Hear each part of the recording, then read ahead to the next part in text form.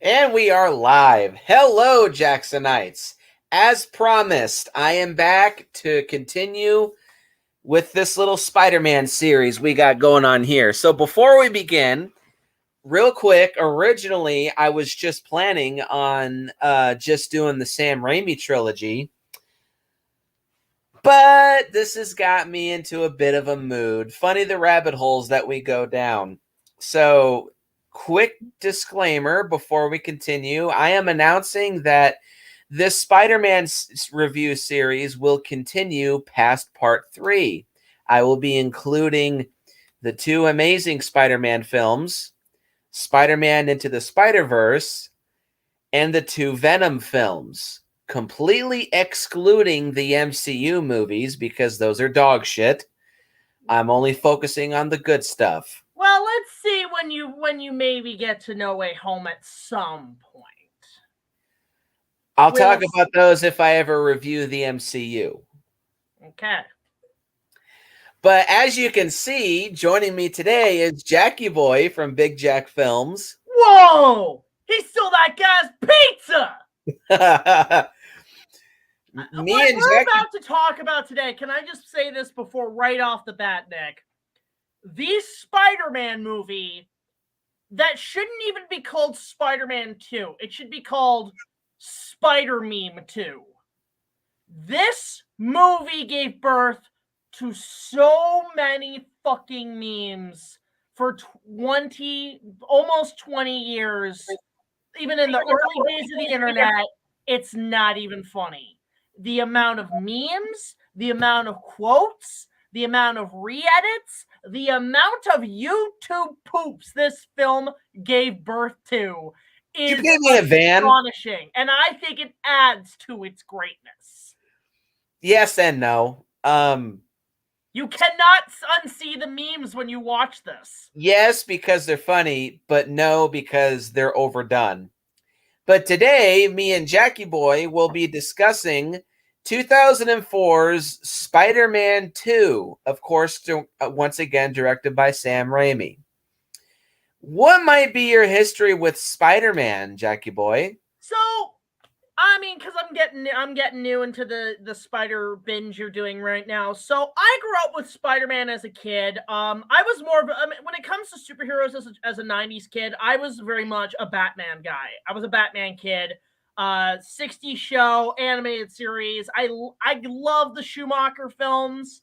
Come at me, guys. Even Batman and Robin, I love. But when it came to Marvel, I knew nothing about Marvel. I didn't even know they all shared the same universe and continuity. But I knew about Spider-Man. I loved the 90s cartoon. I loved the shit out of it. I loved all the that theme song kicked ass. It was awesome. Shit. When Spider-Man went to the Mutant Academy and he met up with the X-Men, my jaw dropped. I was like, wait, they're in the same what? Like, I thought he maybe traveled to another dimension, or like, no, they're all part of the same continuity. That was the first time I knew about Marvel being a huge universe. I was like, because I thought X-Men was its own thing. Again, I didn't even know what the fuck Marvel was. Even watching Muppet Babies as a kid, the end credits, where you see, like, Marvel Productions, I didn't know, I couldn't see Marvel, because all I saw on the top of the logo was fucking Spider-Man going down like this. I'm like, that's it. I knew nothing about Marvel. In fact, they did a Spider-Man episode of Muppet Babies, and Stan Lee made a cameo, so check that out. But when they announced a Spider-Man movie, again, I had no knowledge of the internet. I had no access to it. Anything I knew was on television. I was sort of the last generation that kind of got its information off TV and newspapers. So when Spider-Man was coming out, the first one, it also came out around the same time as Attack of the Clones. Now, I was more excited for Attack of the Clones, like, obviously, because I was a big Star Wars guy. And having thoroughly as a kid enjoyed Phantom Menace, I was looking forward to the next Star Wars movie. But then I started to say, oh, they're doing Spider-Man? What? That cartoon I used to watch as a kid? And then I actually remember I saw that. I believe I saw that in IMAX, the first Spider-Man. I can't remember. But I believe I did see the first one in IMAX, and I was with my dad. I was pleasantly surprised by it. And it was fun. It was scary as shit. I actually do remember the first one terrifying. Like there were a lot of jump scares and stuff. Like I didn't like scary movies as a kid. I didn't watch many horror films. But so seeing like the jump scares, I actually was terrified. And this movie was my first exposure to Sam Raimi's directing. So but remember the first one, it was like, okay, this is cool. The upside down kiss was hot. I remember having a lot of fun. What I loved about the first one is that it really it almost was like the 90s cartoon came to life. Like this costume is just the 90s cartoon. It just looked that's why I was so interested right from the get-go. On top of that, the music by Danny Elfman and then having that sort of Batman 89 vibe. I'm like, okay, I can dig this. So comes Spider-Man 2. When that came out, I remember everybody went nuts. Everybody was hyped as shit for this. And I thought nothing of it. I mean, I was looking forward to see what would happen next, but I was like, I wasn't as hyped. There were newspapers, there were like glowing reviews when this came out. Like, I remember reading like maybe 2 or 3 newspapers where it was literally like the freaking Daily Bugle. The movie's a sensation, Parker. Like, it was just, they were praising this film. I was like, okay, let me go see this with my dad. So we went to IMAX. I felt it was scarier than the first one, and I liked it. I'll say this though, one of the most nostalgic things about Spider-Man 2 for me, in terms of like looking forward to it, that teaser trailer that they put out, that's a pretty good teaser trailer, because the teaser trailer is just that scene with Peter and Mary Jane sitting down talking about like their relationship, and then Doc Ock shows up. Like they show that whole scene in the teaser. Oh, yep. And then they play a little flash montage, and you have like Doc Ock going, "Fasten your seatbelts." Peter puts on the suit, and then they play the ending music from the first one when Peter's swinging around. It just set the mood, because I love that track "Farewell" by Danny Elfman. And it just got you back into the world right away. And it didn't even say Spider-Man 2 in the trailer. It just said 2. 2, yeah. Big giant 2. And then it said like something 2004. It was crazy. That teaser, I went back and watched it. That's a great teaser. So it's like it's pretty obvious people were really excited for this one. And looking at it close to 20 years later, which surprised me that they started shooting Spider-Man 2 literally early 2002 or late 2002. They started shooting like only a few months after the first one's release. They started filming things. That's pretty crazy for a sequel, that you start filming only months after the first one comes out. So look at Halloween 5, your favorite Halloween movie, right? Oh. No. What a rushed shit show that was. But because I feel like, no, it is, in a way, a lot of people compare the Sam Raimi trilogy to the original Christopher Reeve Superman movies in terms of structure and the way they were filmed. So, like, Superman 1 and 2 were shot back to back. Spider-Man 1 and 2, kind of, but it was more like, let's film the first one, and then let's go directly into, once we get the whole movie in the can, and edit that, let's go into part 2. So it feels like Raimi was already writing and getting part 2 ready to go even before the first one was coming out. So that was a pretty big thing even before that, because I think even the Amazing Spider-Man, like they were already planning the second one before the first one came out. So it's sort of the same. One of that movie's problems. But that's something that now like every studio does. They plan sequels before the first one's even out. But like back in 2002, 2004, that's pretty new territory outside of like the Lord of the Rings shooting all their movies at once. So when it comes to this, it was actually kind of interesting that they got the ball rolling literally months after the first film came out, and thankfully the first film was a smash hit. So it was huge, and when it came out. So the second one, I think, was a decent follow-up. And I'll say that Spider-Man 2 is arguably one of the best sequels ever made. So I mean, especially in terms of superhero sequels. Yeah, like is it one of my favorite sequels? Maybe. I've never considered a list of like my favorite sequels, but it's a damn good sequel. Like I wouldn't say it's Terminator 2 or Aliens or Empire Strikes Back when it comes to sequels, but it's a damn good sequel. That's all I can say about Spider-Man 2. Just a damn good sequel. And there you go. So Spider-Man 2 for me is a lot more simple than the first movie for me. So obviously, as mentioned last week, I was completely blown away by Spider-Man. And I lived and breathed everything Spider-Man. I watched the original 90s cartoon. I would get Spider-Man coloring books. I'd wear Spider-Man clothes and shoes. I was just everything Spider-Man. And I actually did do you have the remember question? Because this is something even I had. Did you have the foam web shooters? Of course I did.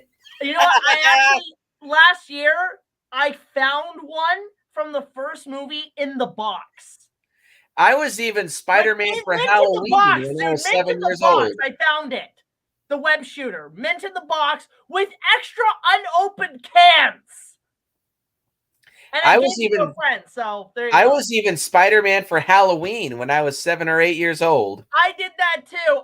Okay, you know, it's funny because I actually went to I found a lot of VHS tapes for free, and one of them came with a TV broadcast of the first one, which was kind of nifty. I was like, oh, cool. I was like, I watched it. That was the last time I watched it. I watched it off an old broadcast version. Oh, God.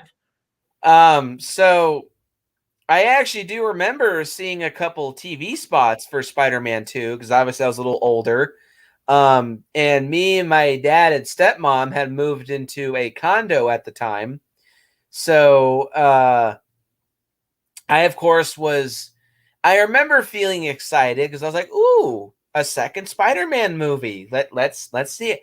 Didn't see it in theaters, sadly. Oh, I did. I saw that in IMAX as well. Spider-Man 1 is the only one of only 2 Spider-Man movies that I've seen in theaters, the other being Spider-Verse, but more on that later. I was disappointed that I didn't see in theaters, but my dad once again did shell out money to get Spider-Man 2 on DVD. So It wasn't VHS. Now, question, because this is early DVD.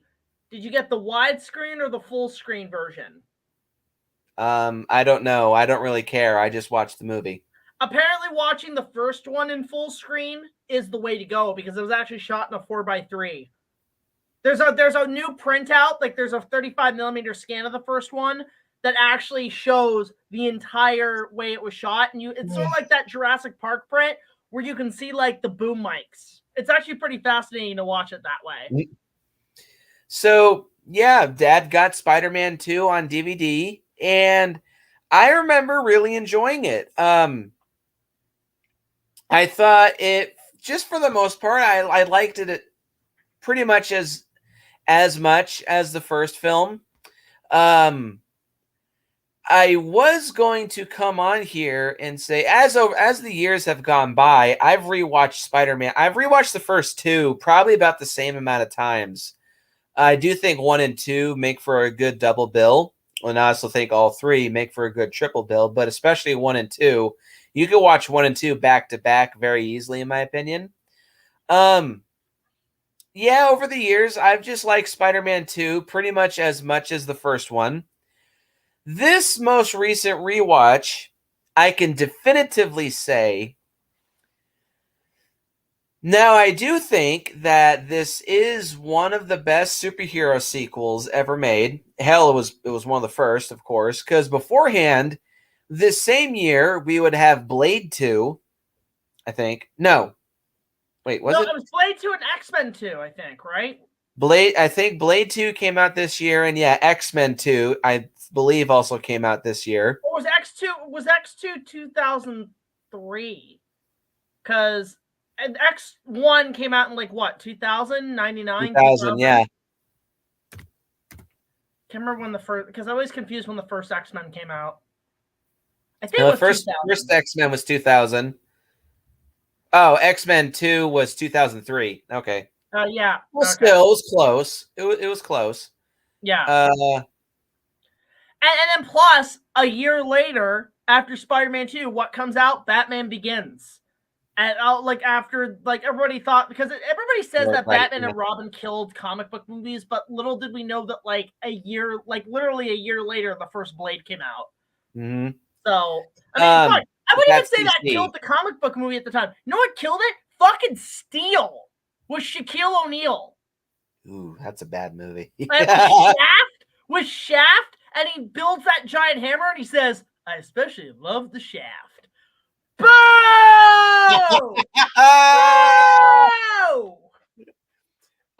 But this most recent viewing, I do think Spider-Man 2 is one of the best superhero sequels ever made. And in its own way, it is definitely one of the best superhero films ever made. It does a lot of things right. And in many ways, it improves on its predecessor. But I'm actually going to rectify a statement I made at the ending of my last video. I'll probably say this might be my least favorite of the trilogy. Only for two, or mainly actually, it's one problem that I have with this movie that me and Jackie Boy will hopefully surely talk about. That being said, though, I still do want to point out, though, I kind of understand where you're coming from, because with the Hobbit trilogy, believe it or not, as much as Battle of the Five Armies is technically the worst of the six, or of that trilogy, I've come to not really like Desolation of Smog, only because the second act too damn long. Not that it's too damn long, it's the pacing is awful in Desolation of Smog. Let's not get ahead of ourselves, but I will just say, I hate to admit it, but I think this has middle chapter syndrome. Not nearly as bad as a lot of other trilogies. Like, don't get me wrong. This movie does a lot of things right. And in many ways, it is better than the first film. I like to more compare it. So I do agree that Spider-Man 2 isn't quite in that tier of sequels like T2, Aliens, or Empire. I mean, I don't really like that movie, but sure, let's say Empire Strikes Back. Though I will actually probably put Spider-Man 2 more in the league of something like The Mummy Returns or Predator 2. It's one of those sequels that is either almost as good as its predecessor or it's equally as good. And I like to more compare it to Predator and Predator 2. Mummy Returns is a good sequel, just the effects are the worst. Hang on. If this movie does something right, but only a couple things wrong, the next film, what it does right, makes up for the previous movie's shortcomings. But what the sequel doesn't do right, the first movie picks up the slack and makes up for its sequel's shortcomings. So they perfectly balance each other out, and they're about the same viewing experience. That's how I compare Spider-Man and Spider-Man 2, just like Predator and Predator 2. I'll compare mine when we get to the cons, because I've got something to say about in my con section. Alrighty. So with all that being said, take the shades off, and of course, a word from our sponsor.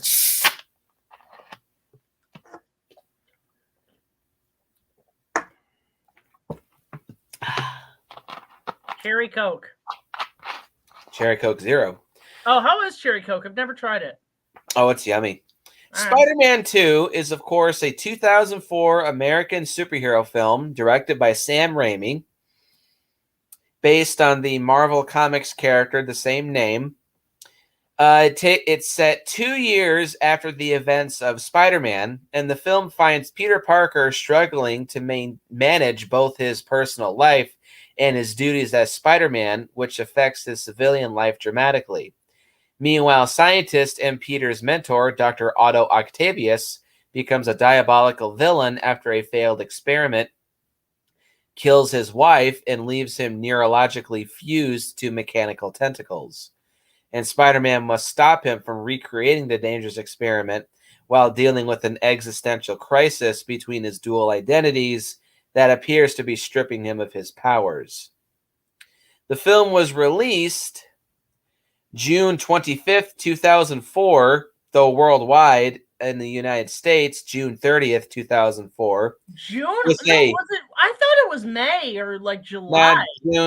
June. Really? Though a lot of its theatrical run bled into July, of course. True, yeah. With a whopping budget of $200 million, God. $41 million bigger than its predecessor, it went on to gross $789 million, technically making it the least successful of the trilogy, but still it got massive reviews, or a massive critical acclaim and massive good reviews. Now, do we want to count DVD sales? Because it made a shit. I remember both the first two films did surprisingly well on home video. Like, they made up a bit of extra. Still, though, it was the third highest grossing film of 2004, and the film actually won an Academy Award for Best Visual Effects and was nominated for Best Sound Mixing and Best Sound Editing, and it received 5 awards at the Saturn Awards, including Best Fantasy and Best Director for Sam Raimi. It's widely regarded as one of the greatest superhero films ever made, and even more so than its predecessor, is a blueprint for future movies in the genre. So the movie certainly did clean up at the box office and with fans. Especially, like, I don't think, and it's funny because I don't think there was much competition before and after in 2004. 2004, in terms of films, was a pretty dry year because, you know what it was? It was coming off the heels of Return of the King, which just dominated, which was just the biggest hype in 2003. That final chapter, that when it came to 2004, there wasn't really much because we just had seen the pinnacle of epic. Well, there was Shrek 2. Oh, well, Shrek 2, but like that was just and Harry Potter 3 for a lot of people. Although did the SpongeBob movie, didn't that come out in 2004? No, but here's the top 10 highest grossing movies of 2004. Shrek 2 at number 1, Harry Potter and the Prisoner of Azkaban, Spider-Man 2, The Incredibles, Passion of the Christ, The Day After Tomorrow, Meet the Fockers, Troy, Shark Tale, and Ocean's 12. I forgot about Incredibles 2. You know what's funny? Actually, fun fact about Incredibles 2. One of the reasons it did really well was not just the fact it was a good movie, but it was the only place you could see the trailer for Star Wars Episode 3. At the time, only place you could see it. Yeah, so it's 2004, kind of an odd year, a forgetful year, but still some good movies came out of it. I wouldn't say forgettable, but a little sparse, sure.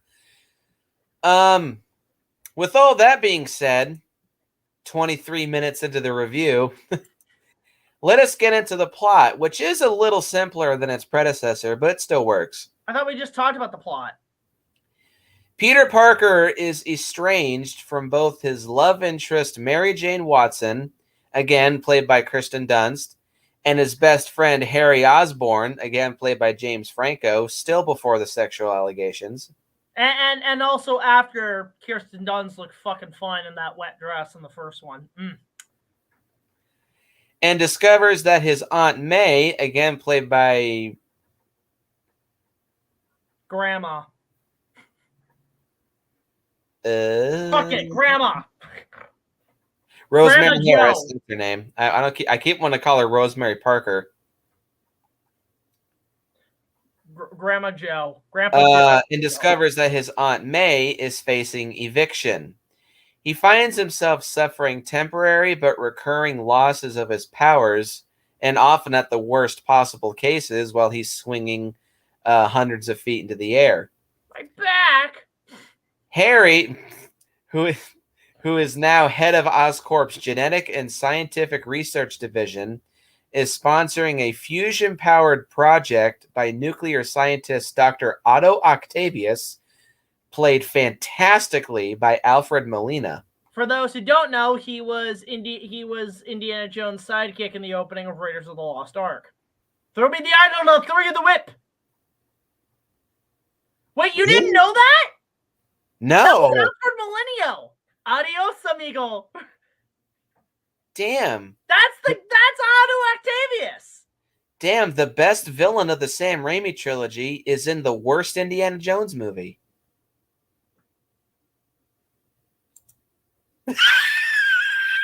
It is. Moving on. Who befriends and mentors Peter. Now I'm gonna look. You know what I'm gonna look at you right now? To quote James Franco in the movie, "This doesn't change anything."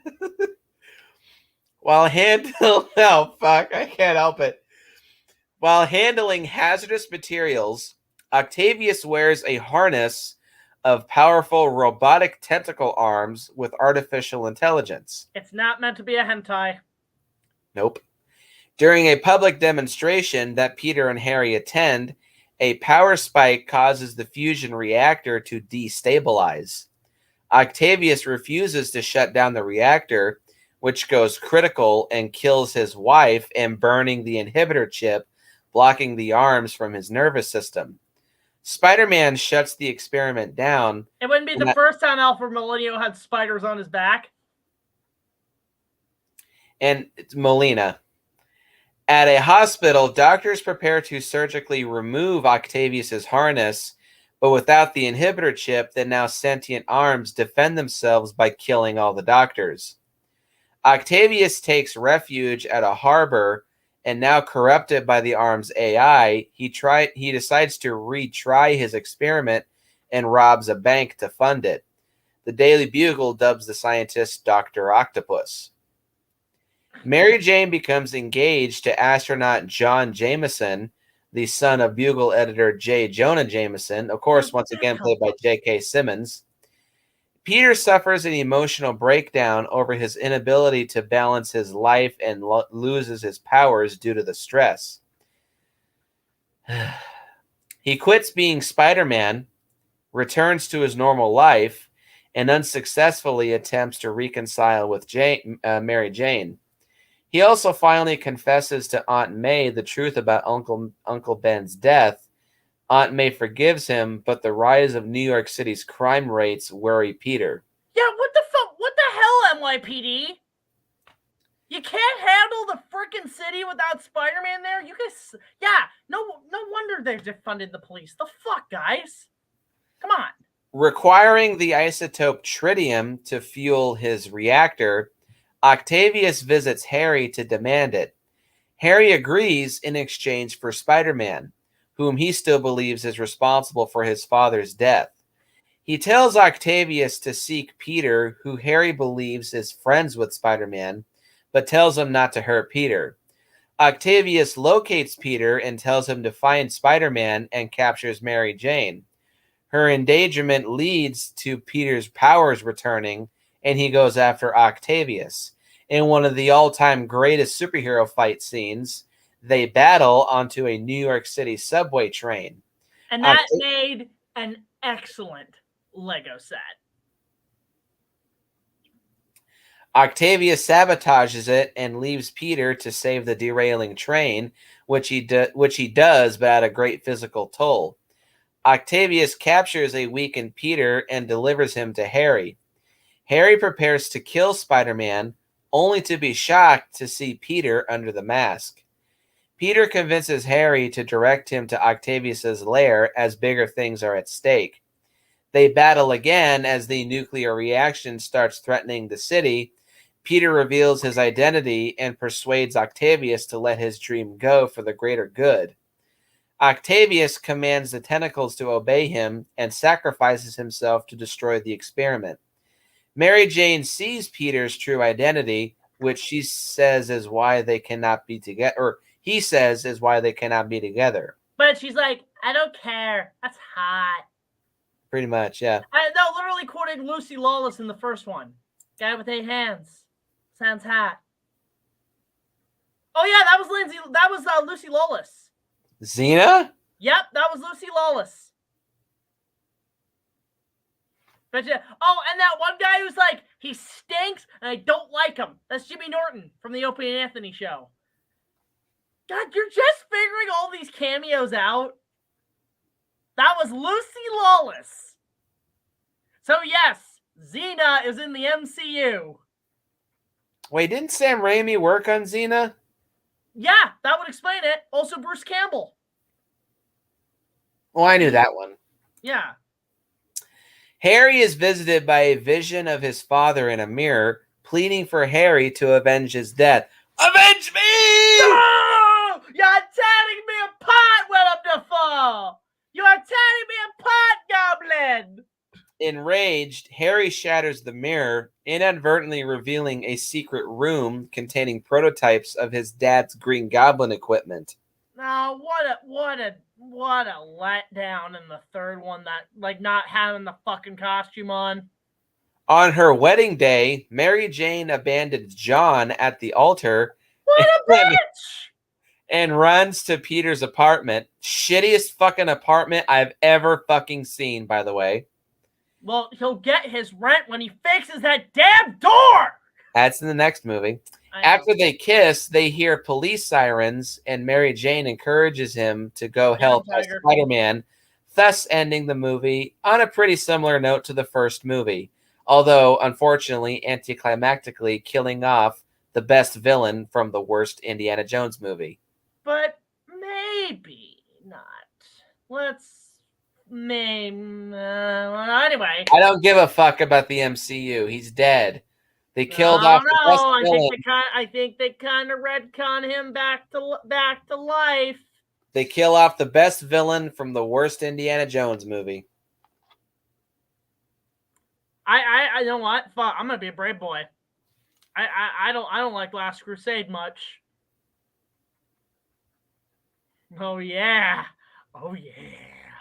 Nah, you're just saying that. No, I actually do not. I'm actually not the biggest fan of Last Crusade. Right. Mm-hmm. I mean, like, I don't like. I mean, I also don't like Kingdom of the Crystal Skull. My problems with Last Crusade. No, my problems with Last Crusade is just Raiders all over again. Because you don't like Shia LaBeouf. Fuck. I did not coin that phrase, Nick. That was you did. Snob. No, that was actually Cinema Snob when he reviewed Transformers 3. I go to a Transformers movie to see the Transformers, not Shia LaBeouf looking for a fucking job. That kind of sounds like this movie a little bit, just a little bit. Okay, so do I go first with the pros? Yeah, no. Well, what do you think of the story? The story, well, it kind of leads into a con, so I'll kind of cheat here. I like how the plot advances the characters, enhances the action, really gives much more depth and a bit more weight to these characters after we've gotten to know them in the first one. However, my only gripe, and for some reason, like you said, it has middle chapter syndrome. Which one? Middle chapter syndrome. I wouldn't say that. You know what I think it has? I think it has what I call Chris Columbus syndrome, where it feels like the first movie all over again. It's you know, where it's like, look, it's like, okay, recent Chris Columbus syndrome. Home Alone 1, Home Alone 2, same fucking movie. Harry Potter and the Sorcerer's Stone, Chamber of Secrets, same fucking movie. And it's something that sequels struggle to, where it's like, we're just doing the same movie again, except we got a bigger budget. Like, that's why I wouldn't put it next to Terminator 2, but it takes notes from Terminator 2. Because Terminator 2, same structure. Look, it's all the sequels. Same structure as the first film, but with a bigger budget. This feels like the first film, but with a bigger budget. And it's the only gripe I have, but it still remains consistent, and it still feels like the same world, and there's more to tackle with these characters. So I do like the plot. I just feel like it does suffer it kind of feels like the same beats of the first one, somewhat. Well, what I think of the story, I do agree with what a lot of Jackie Boy says. It does a great job of, it feels like a natural continuation from the first film. It carries over all the elements that you love from the first movie, and it feels like it's just a natural part two of this continuity. I wouldn't necessarily say that this has Chris Columbus syndrome. I do think it's kind of like what Trev said about Aliens. It has sequelitis, but in a good way. It carries over all the stuff that you love from the first movie, and it showcases them, I do think, in a different way, but in a way where it looks familiar and it reminds you of why you love that in the first place. But like what Jackie Boy says, because this has a bigger budget, it beefs it up and improves on it and makes it even better. And i.e. for me, more enjoyable. That actually does kind of something I actually do want to bring up in terms of the structure of the trilogy. A lot of people, again, compare it to the Christopher Reeve Superman movies in terms of structure. The first one sets up the story. The second one, the character loses his powers and gets them back. And the third one lets him just make a goofy comedy, right? And by the way, I hate Superman 3. I hate Superman 3. I'm going to be a brave boy. Richard Pryor isn't funny. He's not funny when he's censored. So the Spider-Man trilogy kind of follows the same formula. However, I wouldn't say that. I think it more feels like the Evil Dead trilogy. This one, and it's probably because Sam Raimi, directed all three of those. Maybe he kind of carried on the same structure. But Spider-Man 2 has a lot of Evil Dead 2 attached to it. But then, and the same thing with Spider-Man 3. Spider-Man 3, for some reason, just one of the biggest issues I have is that it's totally off tone of the first two. And much like Evil Dead 3, Army of Darkness does not... Okay, I can see where you're coming with there. Army of Darkness doesn't feel like the first two Evil Deads, although, to be fair, out of all three of them, I love the shit out of Army of Darkness. That's my favorite of the trilogy. I don't give a shit. I love Army of Darkness. You shut your fucking whore mouth. It's the worst of the franchise, but that's beside the point. You shut your whore mouth like Mary Jane. I will also agree that one similarity I can see is that, I think Evil Dead 1 is probably just the most serious of the whole Evil Dead, of the original Evil Dead trilogy. That's one thing I will say about this, is it's in both a good and bad way. This movie takes itself more serious than the first movie. I wouldn't quite say it's darker, but it definitely takes itself more seriously. And while it has a couple funny moments, they're almost exclusively to no, Army of Darkness is not the best. It's the worst. Well, actually, it's also in a matter of the cinemascope, too, because the first Evil Dead and the first Spider-Man were shot in an open mat, but then Spider-Man 2 and Evil Dead 2, they switched to cinemascope. But, yeah, Spider-Man 2 takes itself more seriously. I would say it's a bit darker, because there's a lot more death. It is, although, to be fair, the memes don't make it as serious. I don't acknowledge the memes, so I'm not. That's one of the biggest problems, is that you can't unsee the memes watching these movies. I can, because it's really hard. I don't pay attention to them. But overall, Spider-Man 2, like I said, the story, it does a lot of things right. It does a lot of things better. There are, for me at least, two elements to this movie that do hold it back from a perfect 10. Spoilers. But still, it's a damn good sequel. It's a damn good superhero movie. And just overall, it's a damn good film. So, pros and cons? Let's start with the pros. I once again have 8 pros. Admittedly, a lot of them are the same as the previous movie, but I'll explain as I go along. But how many pros you got? I can't really keep count, so we'll just play it as we go along. Pro number 1. How about we just bounce off of each other? So you go first, and I'll go. Pro number 1. Man, did the effects get a better budget? I was going to save that for later. But okay. Look fantastic. Even like almost 20 years later, way better than the first one. The CG models look incredible. The way they actually shot a lot of New York this time, like there's just so much, there's a much bigger budget here. And one thing I do like that it's something No Way Home didn't really do, for those who haven't seen it, is that Spider-Man 2 with Doc Ock's tentacles, yes, most of the time they were CGI, but there were moments in the second film where those damn things were practical effects. They were puppets. They were really there on camera. Unfortunately, No Way Home, the technology is advanced where you could just CGI them and you wouldn't tell the difference. But I do like the fact that they still used as much as possible practical effects. The suit, I do like how they've really almost, like, I feel like by Spider-Man 2, they finalized the suit. The first suit was more of a brighter red and blue, where this one, actually, the suit in this one feels a bit, like, a little darker in tint in terms of, like, the way they designed it. Real quick, in this movie, Spider-Man's suit gets torn up the most of all three. Oh yeah, like that's the thing. That's the thing I like is like how many times those damn things get torn up. So that's something that was interesting just to see, like, the progression of the technology and the progression of the effects. They just got a hell of a lot better with a bigger budget. Pro number one. Pro number two. Again, just the acting is amazing. Like the acting. Let me go.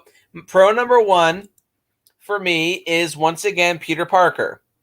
Tobey Maguire once again does a phenomenal job. There's no more of that teenage high school American Pie bullshit from the first movie. Thank God. And he's not as cryy in this one. He's not like, nah. Bad. I'll say, not to be offensive or anything, but man, does Tobey Maguire have a major, like, ugly crying face. Which, actually, fun fact about the making of Spider-Man 2. Tobey Maguire was almost not going to be involved because I think either A, he had an injury, or B, he was going to be under contract with another film. I think at the time Spider-Man 2 was in production, he was working on Seabiscuit. Or something, yeah, right? He's in that movie, isn't he? He was working on Seabiscuit, and there were fears that when they started production in early 2002, or late 2002 after the first one, that Tobey was not going to be able to be involved in the production. And the rumor is that they were going to recast him with Jake Gyllenhaal in mind. Now, what's funny is that he later on played Mysterio in Spider-Man Far From Home. I know why, because he does look like Tobey Maguire. That's why, and that they played brothers in that war veteran movie a while ago. Where, again, every other Tobey Maguire movie has to go into the fucking spider meme. So you have scenes like where like Tobey's like having that shit fit with Natalie Portman in the kitchen, and it's intercut with like Aunt May or something. Like, can you guys fucking stop with the memes?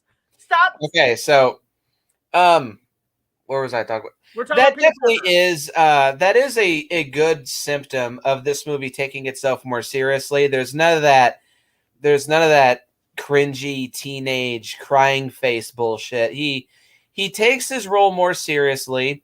You can definitely tell that many times throughout the movie, Tobey is just kind of in his head, and like he has monologues to himself, like, am I not supposed to have what I want? Am I just supposed to be miserable for the rest of my life? Punch me, I bleed. Okay, there's a couple. I'll say this about Tobey's. This is something where I kind of bring up the Chris Columbus syndrome. Do you ever notice Tobey Maguire has a very Macaulay Culkin face to him? Kind of, yeah. I got a bit of that like sort of like the face bastard child of Macaulay Culkin and Daniel Radcliffe.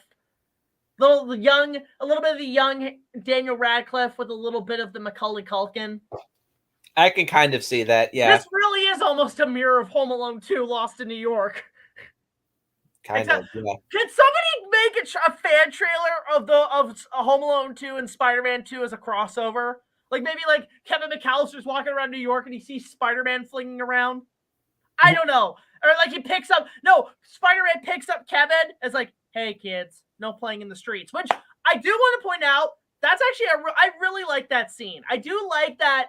Just while Spider-Man's just doing his thing, he's still that friendly neighborhood Spider-Man. Like even the smallest issues in the city, he's looking after. I like that. That was something I actually did like. That was really nice to see in this one. He's not just fighting the big bad guy.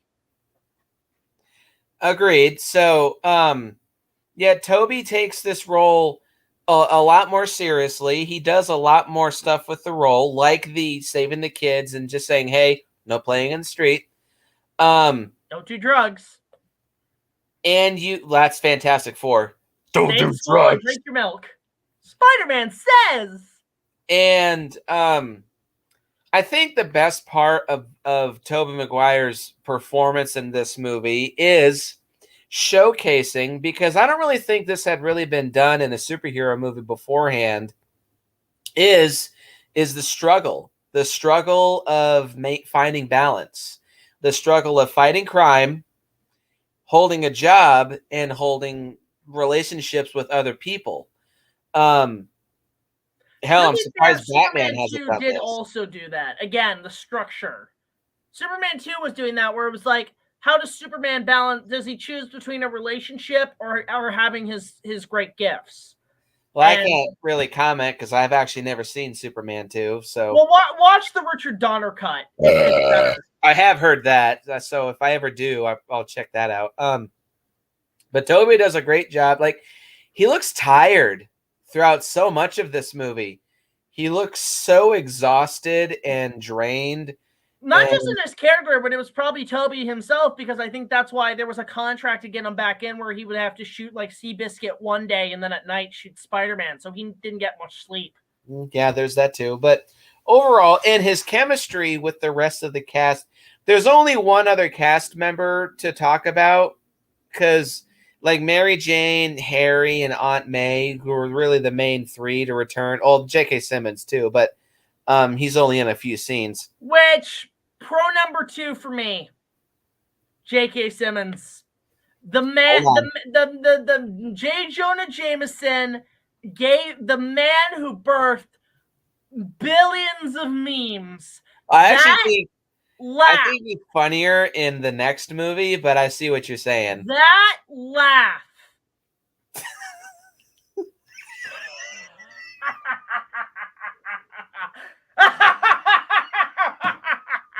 You serious?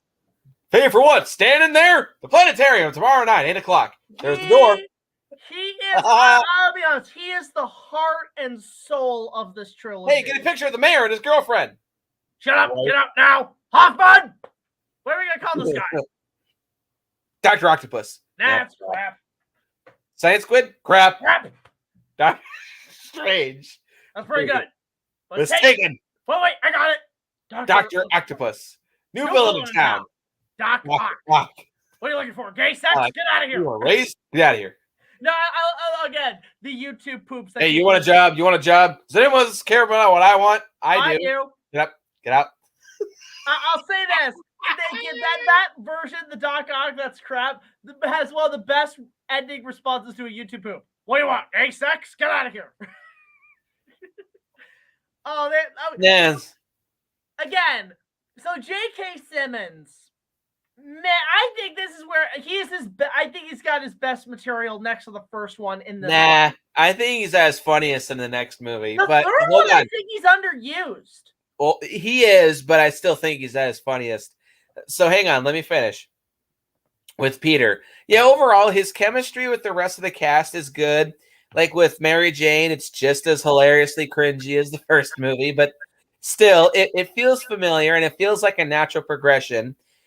And you can kind of see his subtle acting, like he is being torn up inside. He wants so badly to go to Mary Jane and just be with her and reciprocate her feelings, but he's so afraid to put her in danger, which was not a super common thing for superhero movies to do, especially at the time. The epitome of that scene is when he does that fake phone call when he says, I'm Spider-Man. Weird, right? Weird, right? And if my enemies ever found out about you and you ever got hurt, I can never forgive myself, which that would be a legit fear for anybody who was a superhero to have. And it's understandable. And Remember it is the pretty superheroes? heartbreaking to Remember, see. remember the one rule about COVID superheroes: social distance yourself if you've got superpowers. It is pretty heartbreaking watching Pete. Everybody's been in that situation before, at least once, where you have feelings for somebody, but they're already with somebody else, and there's no way that you can go up there and say, Oh my God, it's painful. I have feelings for you, but there's nothing I can do. Yeah, it sucks. It sucks ass. I mean, It like tears I've you up on learned, the you know what I've inside. learned, man? I've learned that when that happens, just ride the storm, and you want them to hope for their happiness, and if it doesn't work out, there might be a possibility, but don't count on it. It's one of those things where I think at that point, it's kind of weird because if I was in Peter's situation with that, I would just at that point focus on my responsibilities as a superhero. As would I. When you Yeah. really think about it, this would have been the best option for Mary Jane to be with this guy so that she's not a target for Peter's enemies. Like, in a way, this would have been the safer call. Yep, agreed. But overall, Toby does. Oh, one more thing too. Well, he's not in this very much, but you can also see the conflict in Peter when he interacts with Harry. He wants to tell him the truth about what happened with Norman, but he's trying to honor his promise to Norman right before he died, and he's trying to let Harry come to his dad's terms on his own. But he wants to tell him it wasn't my fault, it wasn't Spider-Man's fault, but he can't. And it's funny too because Harry in this movie he hates Spider-Man with a passion. That's a given.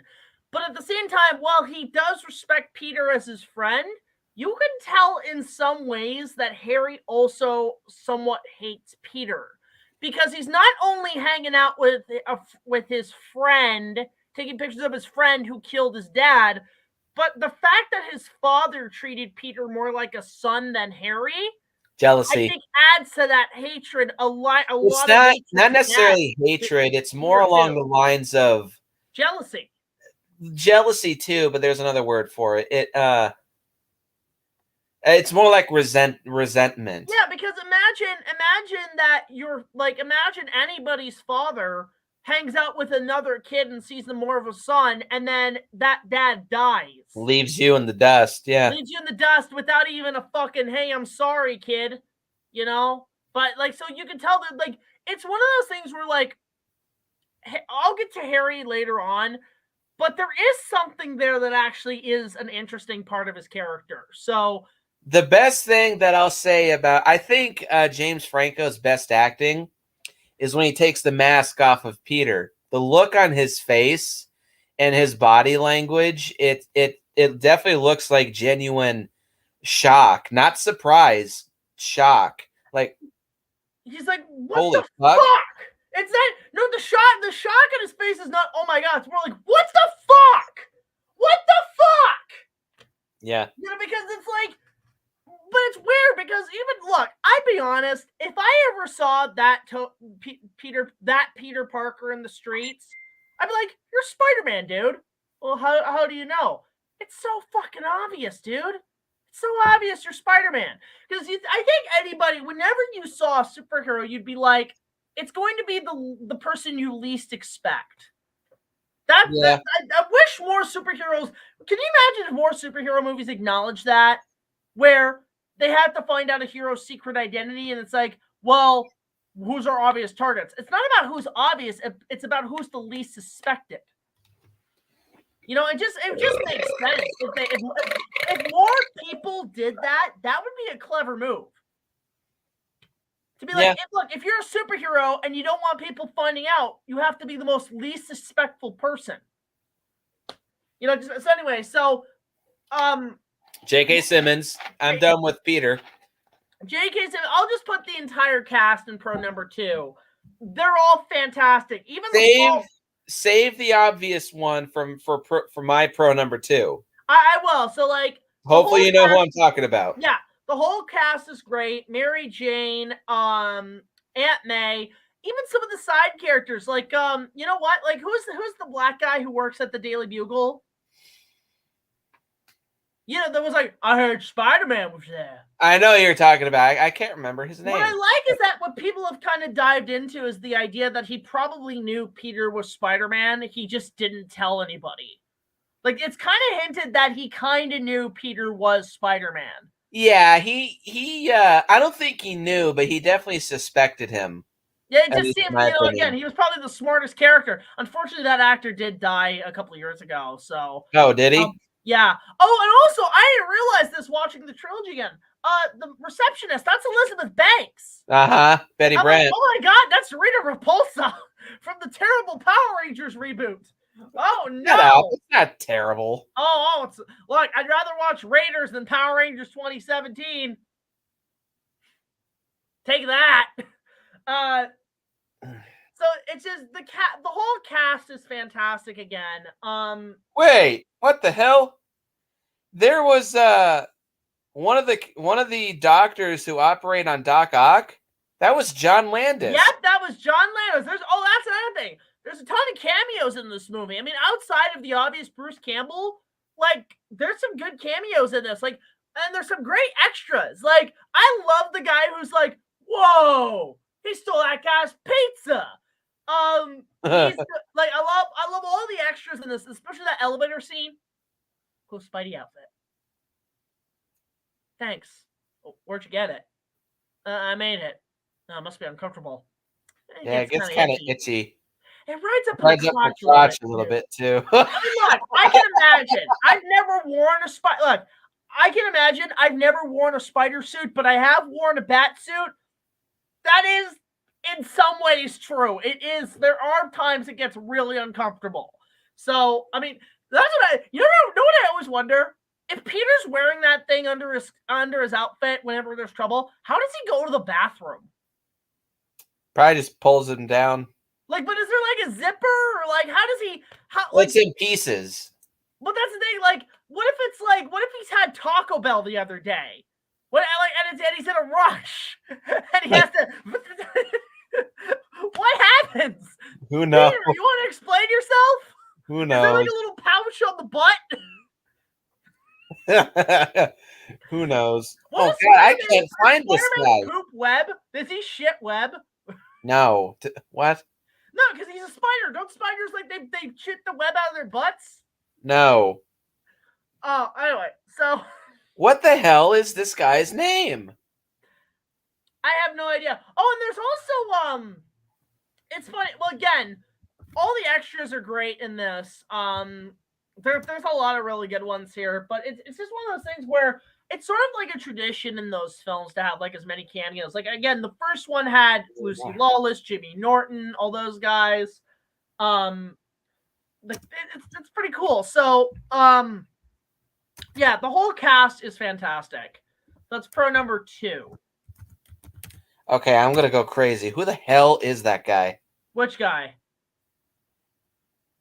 Oh, one other thing I want to mention before we move on. One of my favorite scenes in the movie. I love the whole opening where where Spider-Man's delivering pizzas. I don't know why. I just think somebody going around delivering pizzas as Spider-Man sounds fucking awesome. There's just something like, even the nerd said that. I wish Spider-Man would deliver my pizzas all the time. I'm going to shove a pizza up your fucking ass. You know, like, there's something about Spider-Man. I know what I found out too, believe it or not, Nick, that pizza place is a real pizza place in New York. Robbie Robertson? Is that who it was? Who? Robbie Robertson. Who was? I heard Spider-Man was there. That guy. I think so, yeah. I think it was him. Yeah, that is him. Bill Nunn. He's the actor. Okay. So the thing is with damn, you didn't think they give his name in the movies. Yeah, with the action scenes, or with the fucking Peter's landlord. Don't try to sneak past me. If he is like a cat. Nice. I'll say this. So the pizza opening, the opening with the pizzas, there's just something really cool. So then turns out in New York, there is a real, that pizza place is actually real. You can go there and order pizzas even to this day. And people say the pizza is actually really fucking good. So next time I go to New York, I'm trying that pizza. All right. Pro number 2 for me is Dr. Octopus, played by Alfred Molina. Yeah. Best villain of the trilogy. Saying that right now. Quote Bruce Campbell in Evil Dead. Yeah, baby! His performance is fantastic. His chemistry with Tobey Maguire is amazing. The special effects on him, not talking about all the effects quite yet, but they're great. His design is fantastic. Like how he looks facial wise and his outfit, it all is perfect. Everything that Alfred does with Dr. Octopus is nailed 100%. I love that scene where they're at the bank and he grabs her and is like, "You're getting on my nerves." I have an act for that. Not anymore. Well, no, I love the edit. "You're getting on my nerves." I have an act for that. I'm Batman. Also, hand her over. Of course. Easy now. Butterfingers. I love somebody added like the Butterfinger commercial. Those are good chocolate bars. I like Butterfingers. I absolutely love Alfred Molina. I don't really know of any other shit that he's done. I know he was in a Netflix movie not too long ago, and I instantly recognized, like, hey, that's Dr. Octopus. Never seen him in anything else before or since, but I'm pretty sure one of the biggest things that Alfred Molina will go down for is being remembered always as Dr. Octopus. And again, Raiders of the Lost Ark. The worst Indiana Jones movie. Whatever you want to say here. You know what? I'm actually going to look up to see what else he's done. One thing I love about Alfred, his chemistry with Tobey, as I said, is very good. I love they're not quite mentor-pupil, I wouldn't say. They're not really together long enough to be mentor-pupil. But I do like that like their scientific chemistry is very, very strong. You can tell that Tobey is like in awe of don't tell me yet. I want to talk about this. You can tell Peter's in awe of meeting one of his idols. And you can also tell that Dr. Octopus is very impressed with Peter's own intelligence and knowledge of science. And it's just these two great minds collaborating and thinking together and working on something together. It feels very genuine, and it feels very warm and almost kind of loving in a way. It is kind of like a more father-son or kind of mentor-pupil thing. Peter really highly respects and admires Dr. Octopus, and Otto is very impressed, and he's intrigued by Peter's own scientific intellect. It's really, really strong in my opinion. And I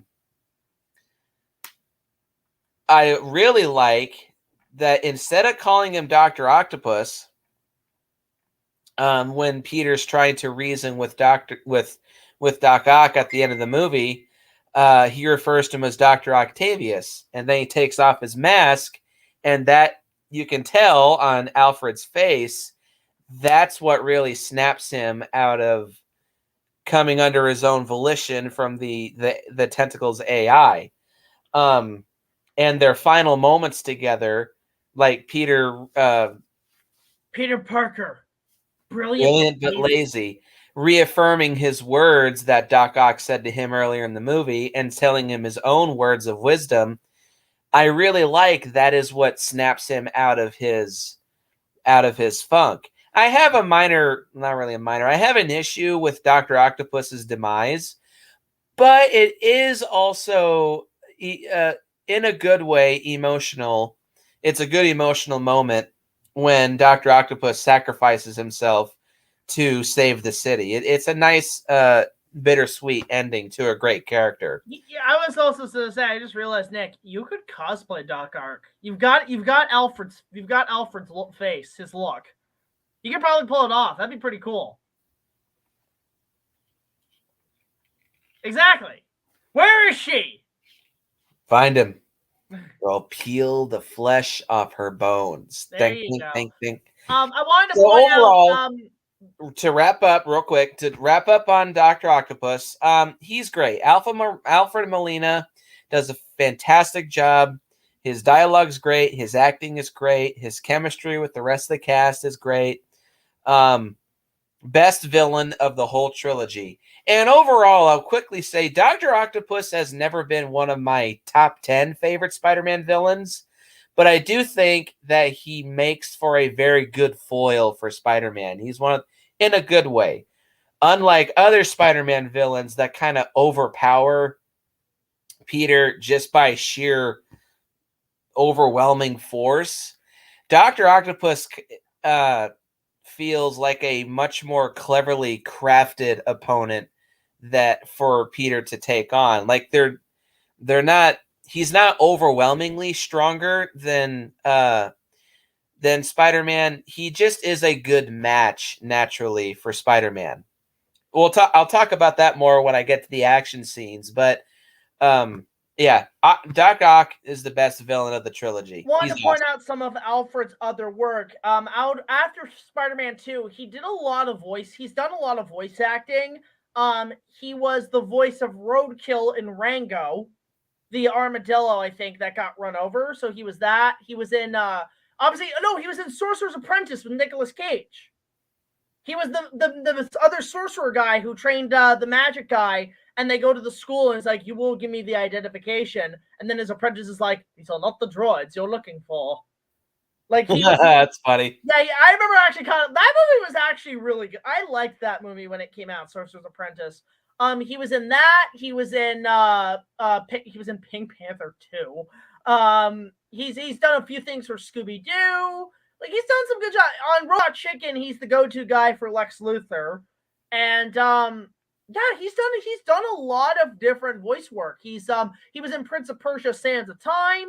He was in Strange Magic. You know, he's done some okay work here and there. He was in Frozen 2. A couple things for Disney now. He was Who was he in Frozen 2? He was Agnar in Frozen 2. I don't remember who that is. Agnarr. He was Agnar. He was also in Ralph Breaks the Internet. He was Double Dan in Wreck-It Ralph 2. He's also in a lot in Family Guy and American Dad. He's done some stuff. All right. So moving on, pro number 3 for me is the scary moments. This is probably the biggest aspect that this movie takes itself even more seriously than the first film. Yeah. 2 moments in particular. One is when Rosie, Dr. Octopus's wife, is killed. A window is shattered and a massive shard of glass comes flying towards Rosie, and she's screaming her lungs out. We don't see it, but we know that the thing just sliced her open, and she falls dead, and Dr. Octopus is like devastated, but then he's hit by his experiment. But the biggest scare scene of all is, of course, when the tentacles kill all the doctors in that hospital room. Freaky as fuck, kind of. I actually remember in the theater that scared the shit out of me seeing that in cinema. Didn't scare me, but it kind of was. It was like a shocking scene. Like, oh wow. Well, if you were in the theater, if you were in the IMAX theater and you were hearing like the sound, it's loud and it's terrifying. And that's one thing I'll say. It is Sam Raimi at his Raimiest, and agreed. Full on Evil Dead, full on scares as much as possible, especially with the POV shots of the tentacles looking pretty Force-esque from not just the POVs, but like the way the zoom ins, the slow-mo shots. Like there's some good like Sam Raimi shots there.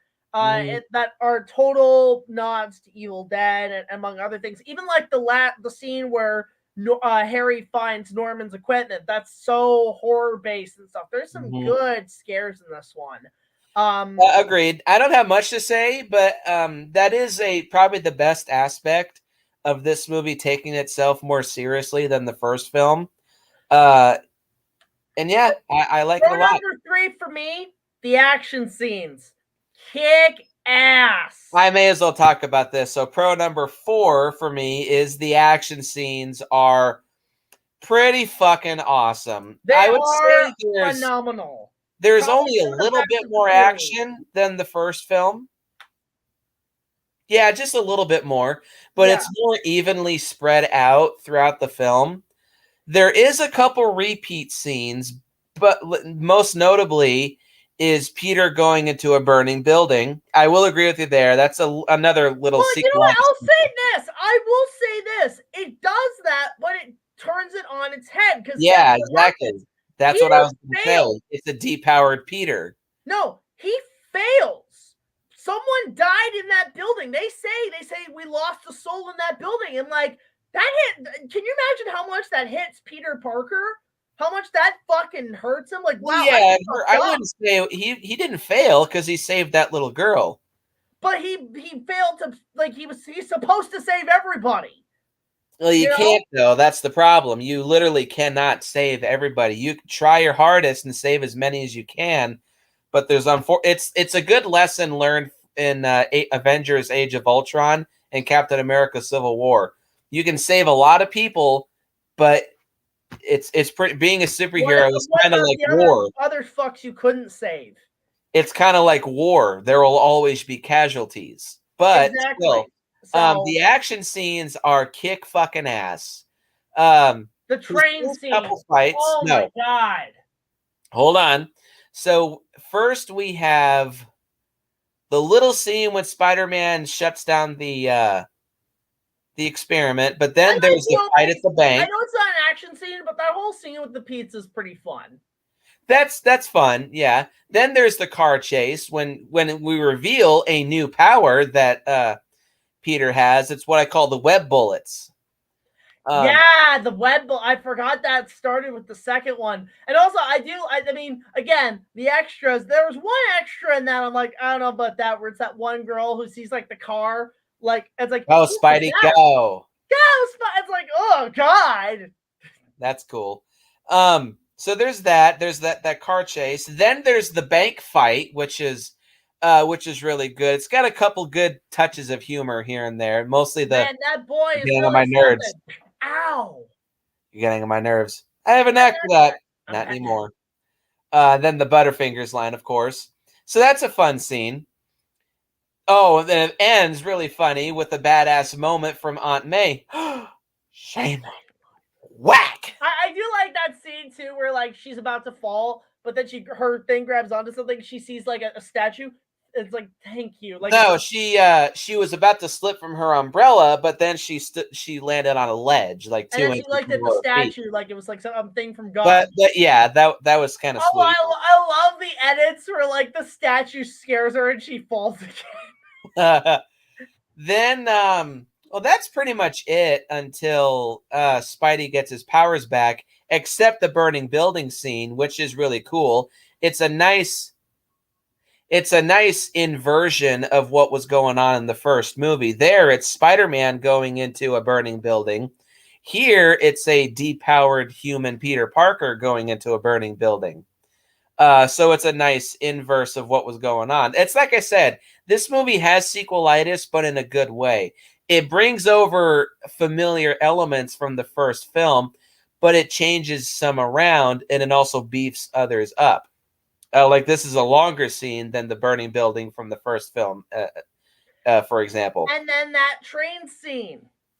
That's the next one. First off, starting off with a really funny bit with JJ saying he was a thief, a criminal. He stole my suit. He's a menace to the entire city. Oh I want that wall-crawling arachnid prosecuted. I want him strung up by his web. Zoom in. I want Spider-Man. That's just the paper. Like again, I know. Actually, I'll Back. say this: Danny Elfman's score in Hold that up. scene is Hold great. up. Nope. Save that. Save that. So the train scene Is awesome. It Fuck is me. the best train scenes in cinema. I put that up Yeah. there with the train scene in Back to the Future 3. And even though, look, I don't like the Lone Ranger movie, but that train scene at the end of that movie was pretty awesome. Like, I put it on par with that. In fact, I've seen so many edits of that scene with different scores. Like, you know what's one of my favorites? Somebody rescored that train scene with the train chase music from Wallace and Gromit.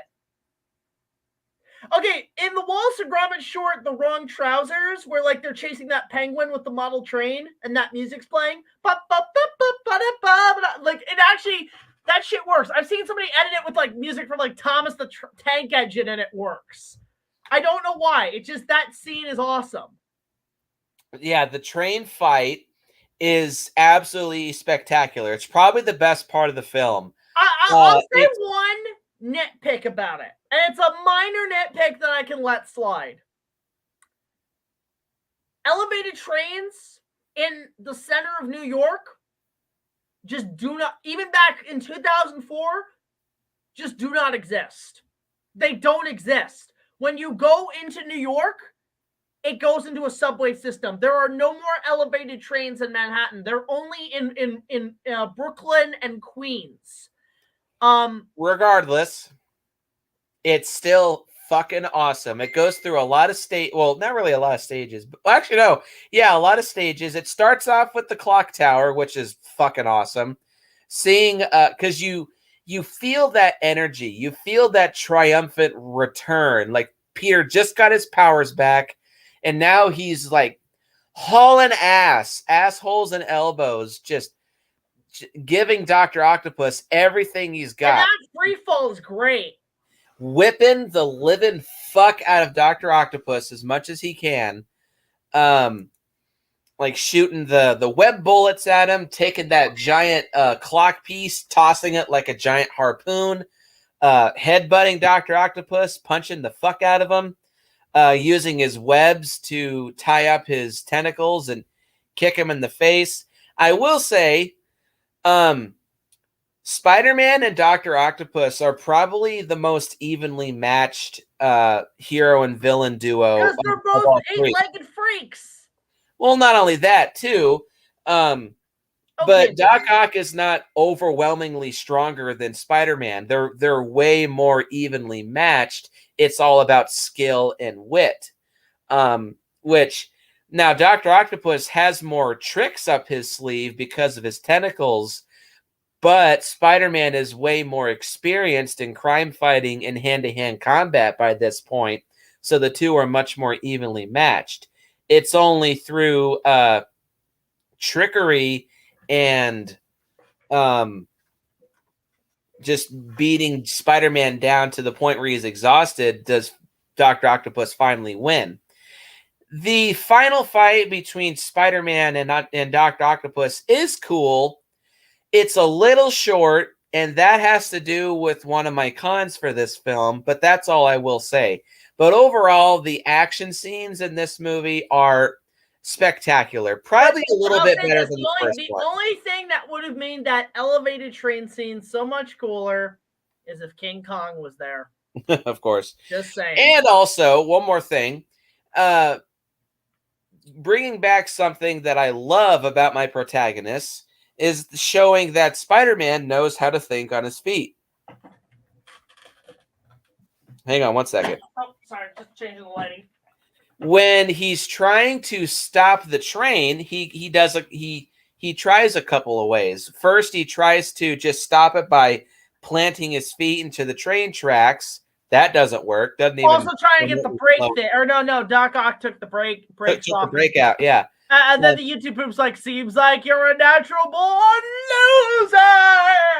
loser. So he tries to stop it with his feet, but that doesn't work. He tries to stop it by shooting out a web and just trying to pull it to the point where it stops. That doesn't work. It just rips out the building that it gets stuck to. But then he tries it again, but he keeps shooting out more and more and more webs to get more surface area, more surface tension to keep the train from going off the rails.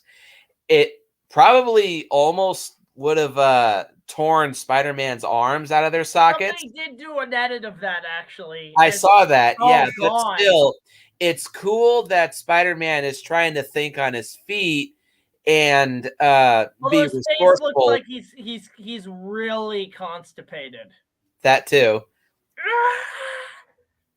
Like, I'll say this though. Do you notice the Jesus parallels a little bit? Where like when first of all, he's doing this, but second of all, when he's about to fall, the people pick him up and lift him over, like Jesus coming off the cross. Yeah, I saw that. That was a little crazy.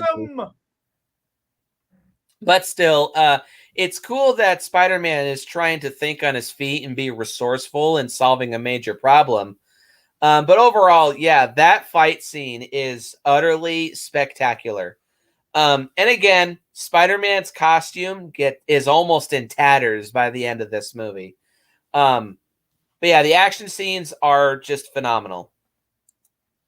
Yeah, they're great. What are we on? Pro number 4, I'm 5? I'm gonna be on 5, and I'll join you on this because we were gonna talk about this.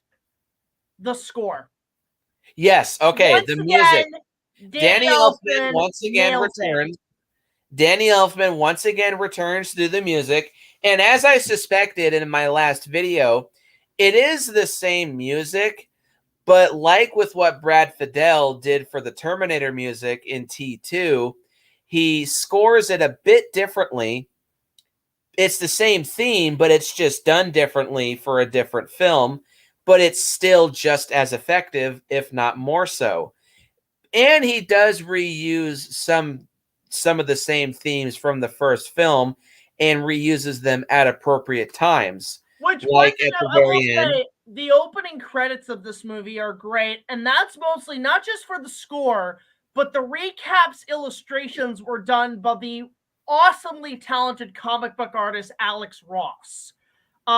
He did he's done so many great comic book paintings and so many great comic book works. I think he even did the comic book stuff for the first Civil War comic. So they brought him on to do a recap of the first one in comic book painted form, and it looks cool. Yeah, I think I saw something. No, when I saw that was really cool. I'll just go on a little side thing because Alex Ross is known for these comic book, doing so many comic book works. He did on his spare time for Sesame Street a painting of Super Grover, and it actually looks pretty fucking cool for an Alex Ross painting. So I've been slowly lately getting into more comic book artists. Like I met before he passed away, the legendary Bernie Wrightson. I did meet him. Talking about his work on Kong 96, but he also, I think he did a lot of work for Swamp Thing and shit. Bernie Wrightson, I think he did a lot for Swamp Thing. So, comic book art, I've been slowly starting to really appreciate comic book artists. I didn't in the past, but now I do. Those are awesome. So yeah, Danny Elfman's music is great. I also do like the fact that they brought in other tracks. They brought in the classic meme song now, "Raindrops Are Falling on My Head." That's funny. Honestly, that song in the movie, I think it actually rebirthed the popularity of that song because the song before was kind of forgotten about. But then when Spider-Man 2 came along, everybody was listening to that song again, which that's what I do like about some movies is that they bring back songs that were kind of forgotten about and give them new energy, like Family Guy with Surfin' Bird, or or I don't know, I'm just trying to think, Batman with Nevada, Nevada with Something in the Way. They bring back a lot of music that probably the previous generation grew up with, which I do appreciate. So with this, although there's one thing I mean, it's something I've been very hit or miss on with the movies is that I think it's honestly somewhat overused now, is the overuse of the 60s Spider-Man theme. The first movie, they played the original theme, which is fine. But then in the second one where you have that Asian lady going, a Spider-Man, I'm like, that, I'll be honest, that is the cringiest part of the movie. Yeah, agree. I gouge my eyeballs out every time I see it, like, Spider-Man, ah! Shut up! I think it's done best in the third movie because it sounds appropriately like heroic and triumphant and cool. They mix it to Funky Soul. Ba-da-da-da-da-da-da-da-da. Spider-Man. Like, they add it to it. I think it actually adds to it. Like, that's a way better version. Disappointed that wasn't in No Way Home, unfortunately. So, yeah, the music overall, it's phenomenal. A lot of it does sound very similar to the first movie. Again, in a good way. It's scored. There is no Nickelback. Thank God. Yes. Nickelback. It is it's a little bit different, but it's also a little similar, but in a good way. It's scored differently.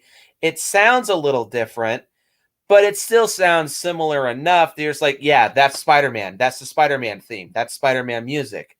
Danny Elfman is still kicking ass and taking names. I will give credit to, though, that the second trailer gave birth to one of the most overused trailer tracks on the internet ever outside of Requiem for a Dream. Because Requiem for a Dream was used in every fucking fan trailer ever made, but Spider-Man 2 is a close second because it was always that da-dee-da-da-da-da-da-da, da-da-da-da-da-da-da-da-da-da-da-da. Oh, I think I know what you're talking about. Yeah. I couldn't stand that music. I know it was the person that made you ever notice all those trailer musics from the 2000s? It was done by a group called X-Ray Dog. They do great trailer music, but there's some of their tracks like you can't fucking take it anymore. So that's one of their most overused tracks in my opinion. So with I think in this one like they did like the score's really good. So my next pro I was going to say is the emotional moments, but I kind of already talked about that. Yeah, with Peter's performance. They do add a lot more. Like there's a lot of character moments. I'll say one more that I liked is when Peter the people on the train pick him up and Jesus him and they lay him down and they take the they look at him and he's like, oh, he's just a kid. He's no younger than my son. Like you see that emotion from the audience. And then Peter wakes up and he realizes he doesn't have the mask. I actually like that moment. With Toby's acting, you can tell like, oh shit, oh fuck, like you can see it in his pupils. His pupils are saying, oh shit. But then the kids show up and they give him his mask back and they say, we won't tell anyone. And you believe them. I think that was played by Toby's cousin, that kid at the time. I also like when Doc Ock shows up to take Peter, all the people there. It's kind of like that you mess with one of us, you mess with all of us. But it's not as cringy. You don't get that sense like it's for that. You get the sense it's like, hey, people are like really supportive of Spider-Man and they want to help him. There's that guy that says, you want to get through him, you got to go through me. Then he does. And then you want to cut to like the dinosaurs from Land Before. No, you want to cut to the dinosaurs from Land Before Time going, and me, count us in two. Yeah. But yeah, overall, this movie again has a lot more, or not a lot more, but has a lot of emotional moments too. Probably the most emotional is when is that conversation that Aunt May and Peter have together when she's moving out and he's like, huh? She doesn't let him off the hook at first. Not only that too, but then she comes to realize it wasn't your fault. What happened, and I shouldn't be angry at you. Could I just say, I love the meme re-edits where it's like, I tried to sell you so many times. Walks away, and you just hear a gunshot. and then like somebody edited at the end, Spider-Man triple action web blaster. But actually, you know what? There is one thing I do like that Aunt May, I kind of think Aunt May did on purpose as a little personal revenge. That you notice that scene happens. She walks away. We don't see her for a little bit later. And then we come back to her and she's selling a bunch of shit at the house. Hey, where are all my comic books? Oh, those dreadful things. I gave those away. You know I he agree. I was actually did thinking that that because myself. you fucker, you killed Uncle Bay. I kill your fucking comics. I was thinking that myself. Like, what were you reading? What were you reading? DC? I might have to watch the commentary, see if maybe there was something added to that. But What kind of yeah, comics was Peter even reading? I was thinking that myself. Like DC? Well, I mean, in the first one they bring up Superman, so technically DC comics do exist in the Raimi verse. So maybe he was reading Superman comics. To finish this up, yeah, this movie has emotional moments. We talked about a lot of them with the characters' performances, so I'll just leave that at that. So move on to our next pro, the humor. There's not a whole lot to say about that because, well, Except for one thing, spider memes. This movie should be that called too, Spider we Meme talked 2. about that a lot. The But we YouTube also have poops, mentioned it gave birth to one of the greatest YouTube poops of all time, Revenge of a Mad Man. That is one of the funniest things I've ever seen. So moving on, we've talked about that. We've already quoted a whole bunch of funny lines. We also have stated this is the one that takes itself the most seriously, but that's okay. But there still are a couple really good funny moments sprinkled throughout the film. So yeah, not much to say. Again, it's probably the least funny of the three, but there's still some good poignant moments of humor. Talked about the music, talked about the action. Okay, this is my final pro. Is the special effects are a vast improvement over its predecessor. It's funny what $50 million extra can do for your special effects budget. Now, I think this was Sony's own effects company. This wasn't ILM. This wasn't Weta. 61. What? $61 million increase. Yeah, but like this was obviously Sony's in-house effects company. So, one thing, a little extra pro I'll give to the series. Great set of video games. The Spider-Man video games for the whole trilogy are great games. So, there's that. The Spider-Man games are actually pretty good. Like, especially for like Spider-Man 1 and 2 on Xbox, they were fun to play. To create Dr. Octopus's mechanical tentacles, Edge Effects was hired to create a corset, a metal and rubber girdle, a rubber spine, and 4 foam rubber tentacles that were each 8 feet long and altogether weighed 100 pounds. Did they vibrate? The claws of each tentacle, shut up. You missed the joke. The claws of each tentacle were called death flowers, and they were controlled by one puppeteer sitting on a chair. Each tentacle was controlled by 4 people who rehearsed every scene with Molina so that they could give a natural sense of movement as if the tentacles were moving due to Octavius's muscle movement. Which, fun fact, one of the people who helped test those out was Willem Dafoe. Willem Dafoe was on the set of the second one and he kept crashing the set apparently. He kept showing up because he loved working on the first one so much. He didn't want to leave, so he came back and kept crashing the second one.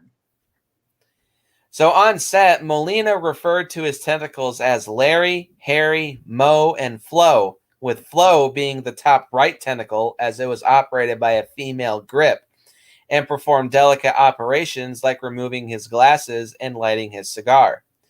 Edge Effects was only hired to do scenes where Octavius carries his tentacles. CGI was used for when the tentacles carry Octavius, A 20-foot high rig held Molina to glide through his surroundings with CG tentacles added in post-production.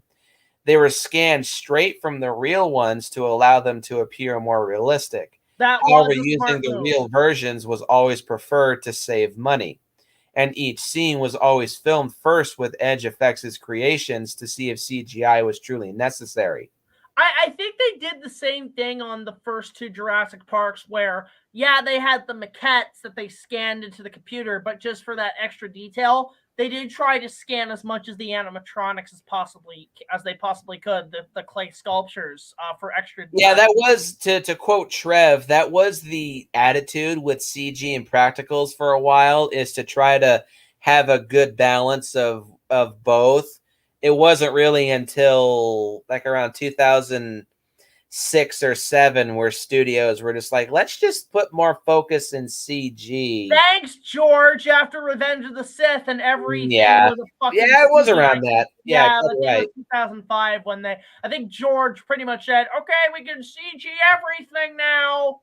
Yay! And only in the last 4 or 5 years have studios realized, well, maybe there is something in going back to having a balance. But though even with the more, new apparently from what I heard about Jurassic World Dominion is that Colin said that they are not going to CG over the animatronics in this one. I'll believe it when I see it. I actually, from what I've seen in the trailer, the one with the Giganotosaurus roaring, that looks like a full-on animatronic. That doesn't look like CG enhancements.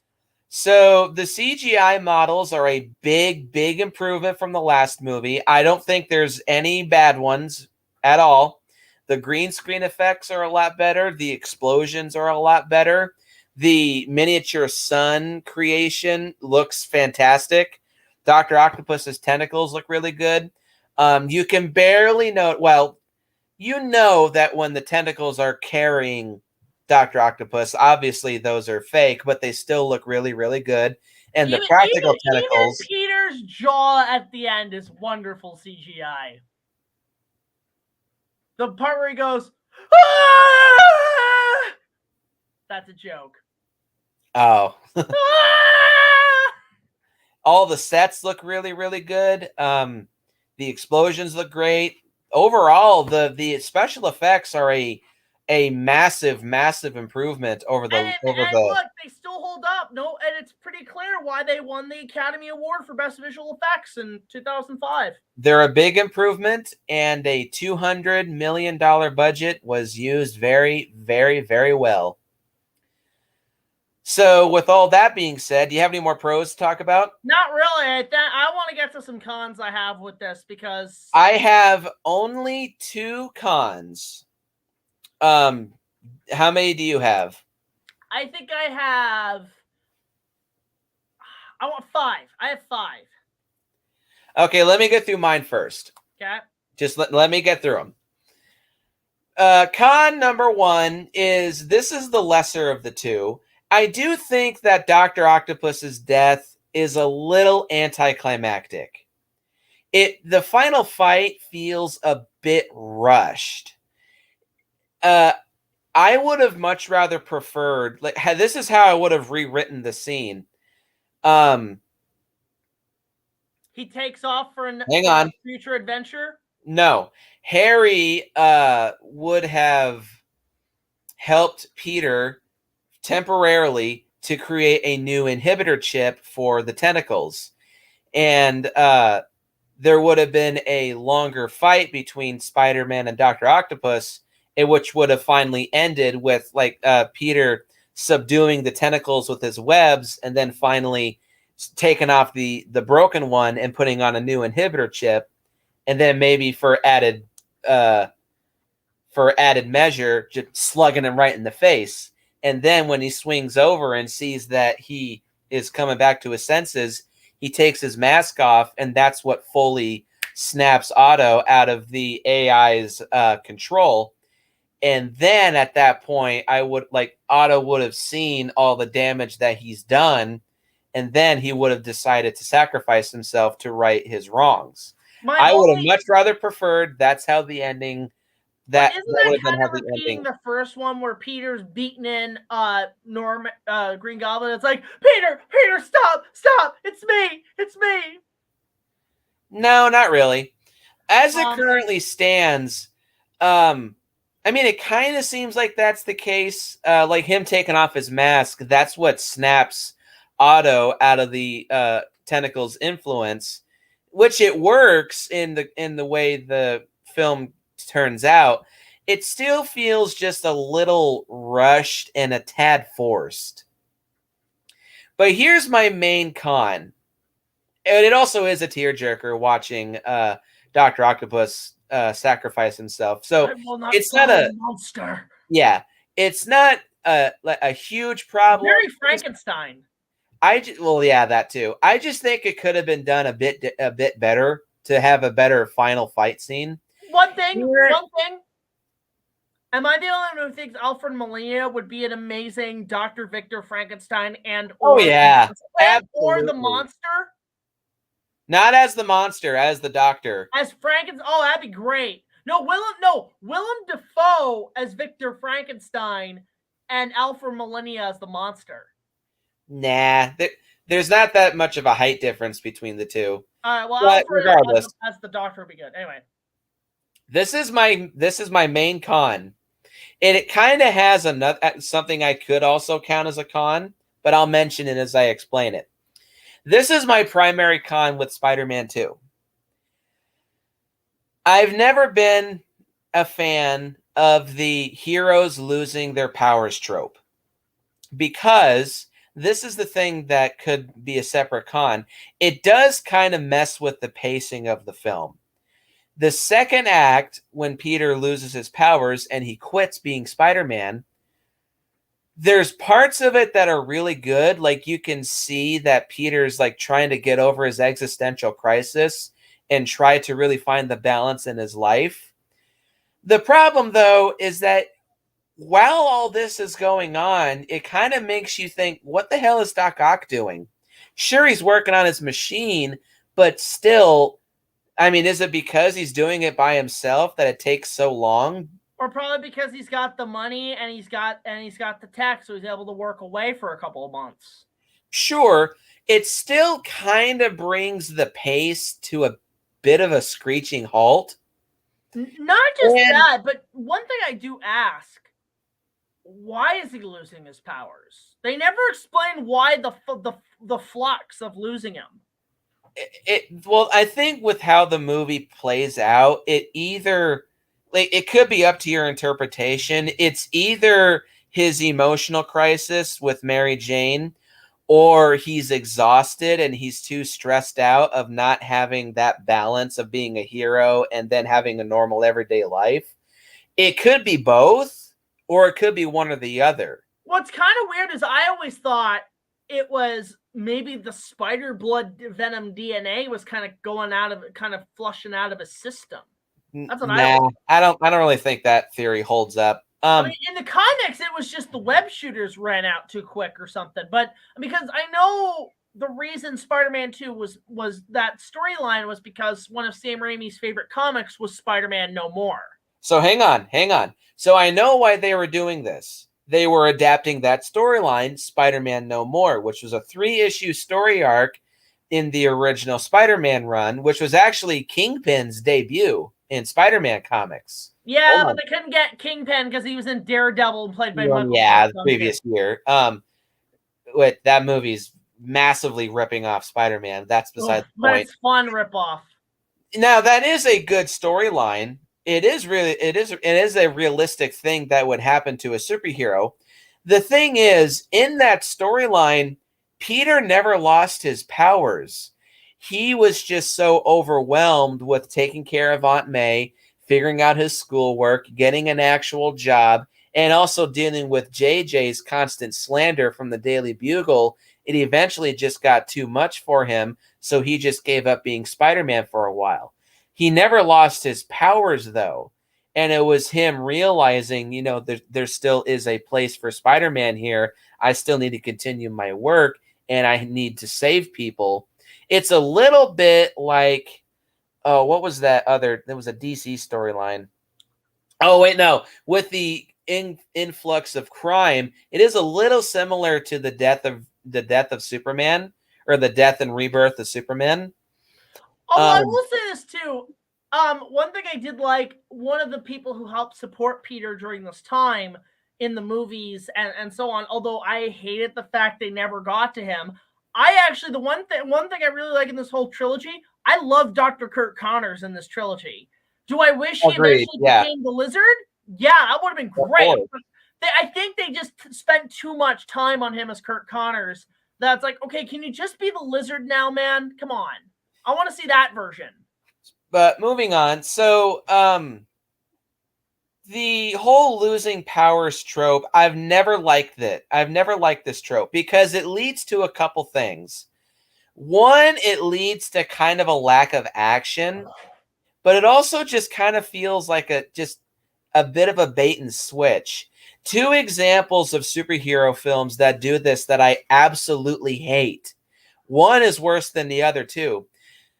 It also leads to the hero being depowered for a good chunk of the film. The first Thor movie does this, and I hate that movie because it does that. The Black Panther movie does that as well.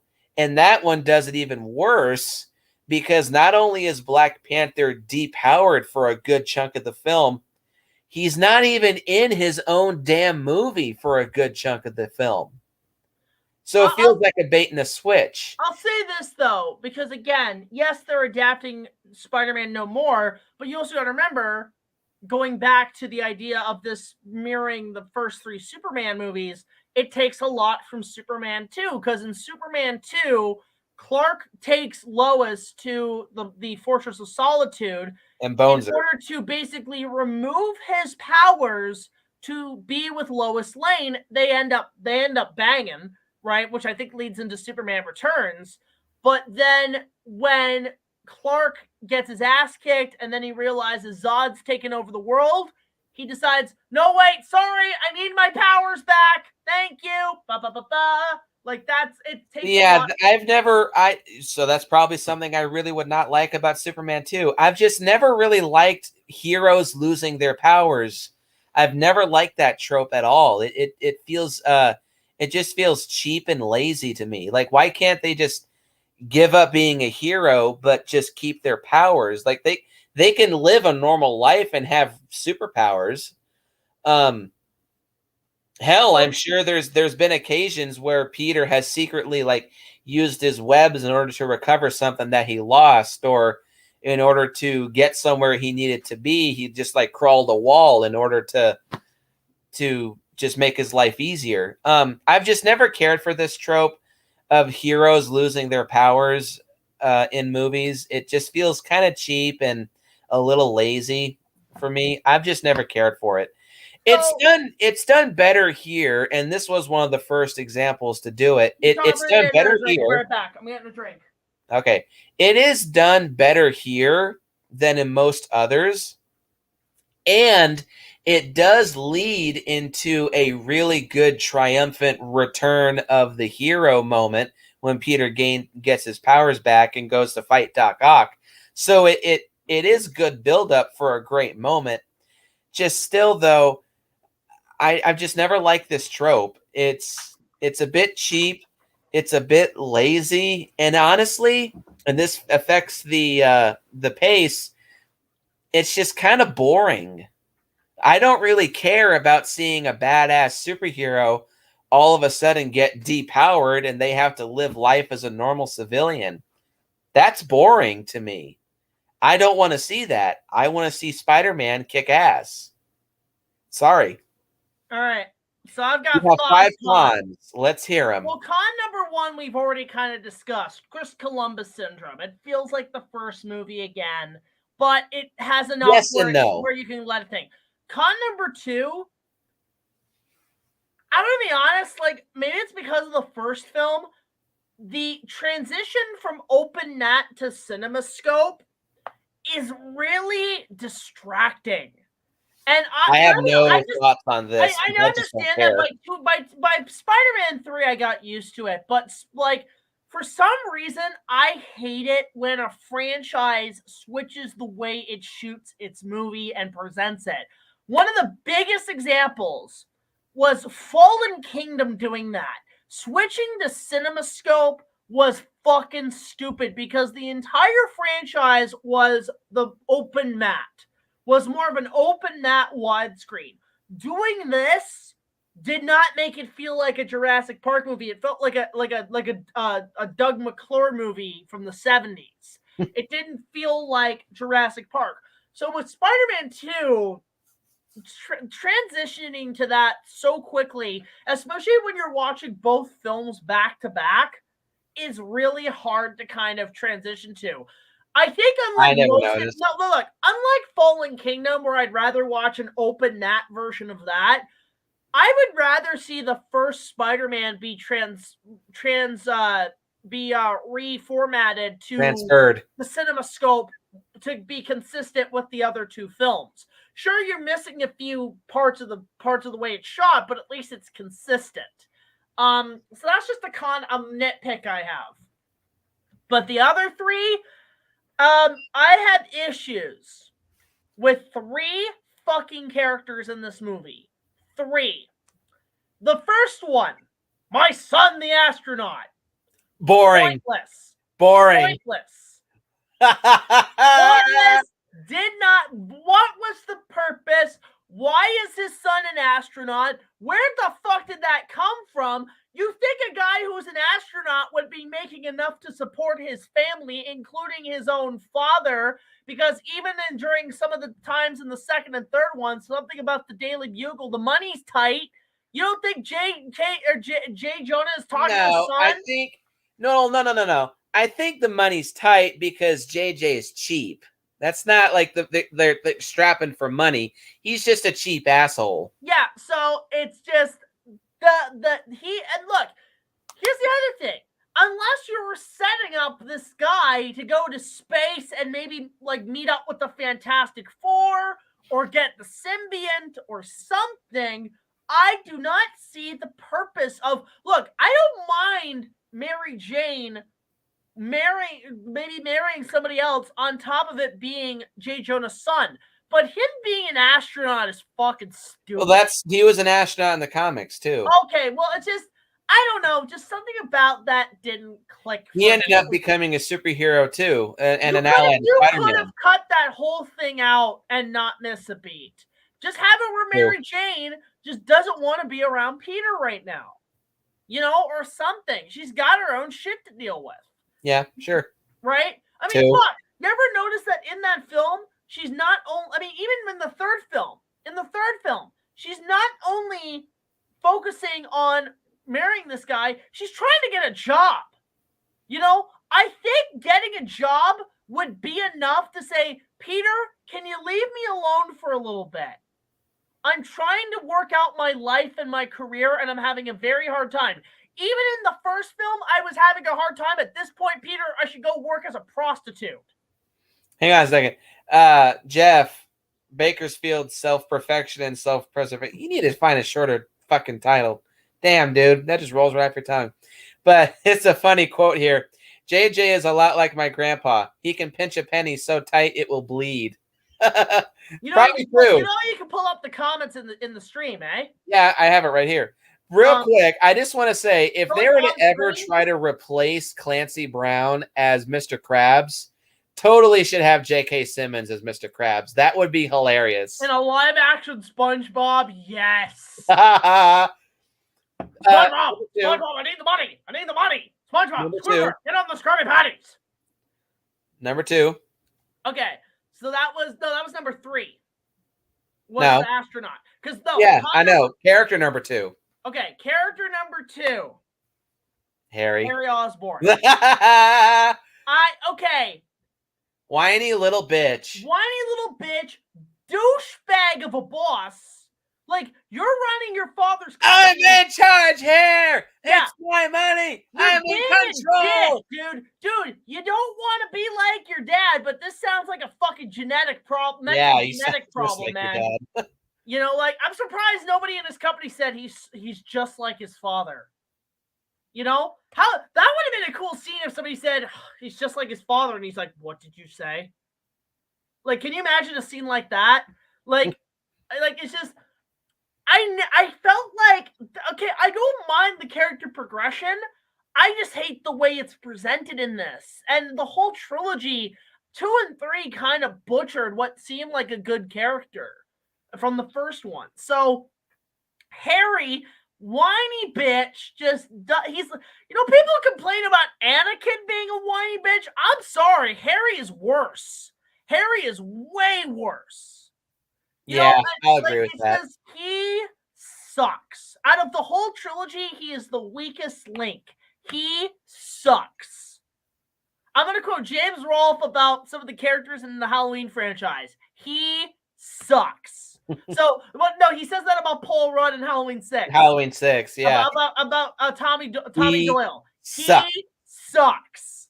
But if there's a character who's kind of fucking worse, the biggest con I have with Spider-Man 2, Mary Jane Watson. What? Not just in this movie, but the entire trilogy.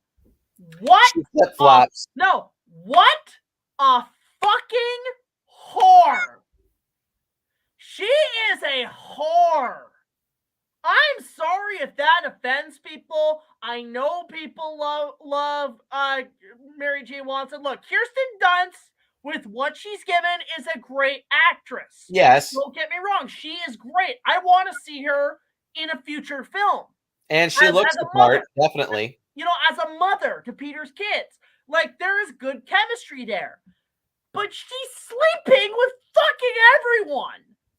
She's banging around with Peter. She's banging around with Harry. And now you got a third guy in here. And also, what's the point?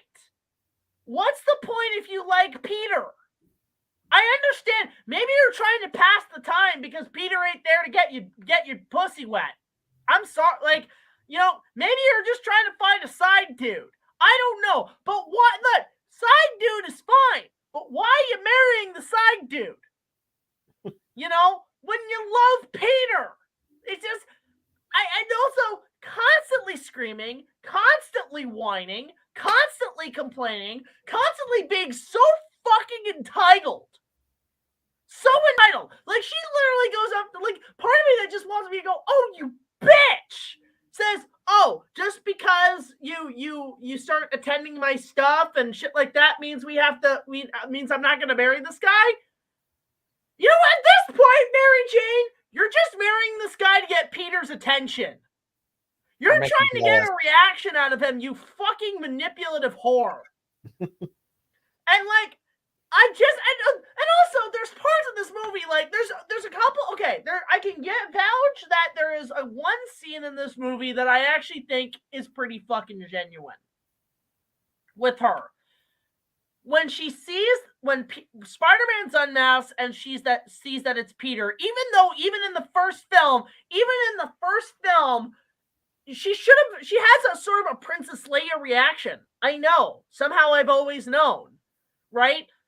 It's so obvious after you kissed him at the end of the first movie. Oh yeah, he's Spider-Man. No fucking shit. Even the music. Danny Elfman is trying to say, he's Spider-Man.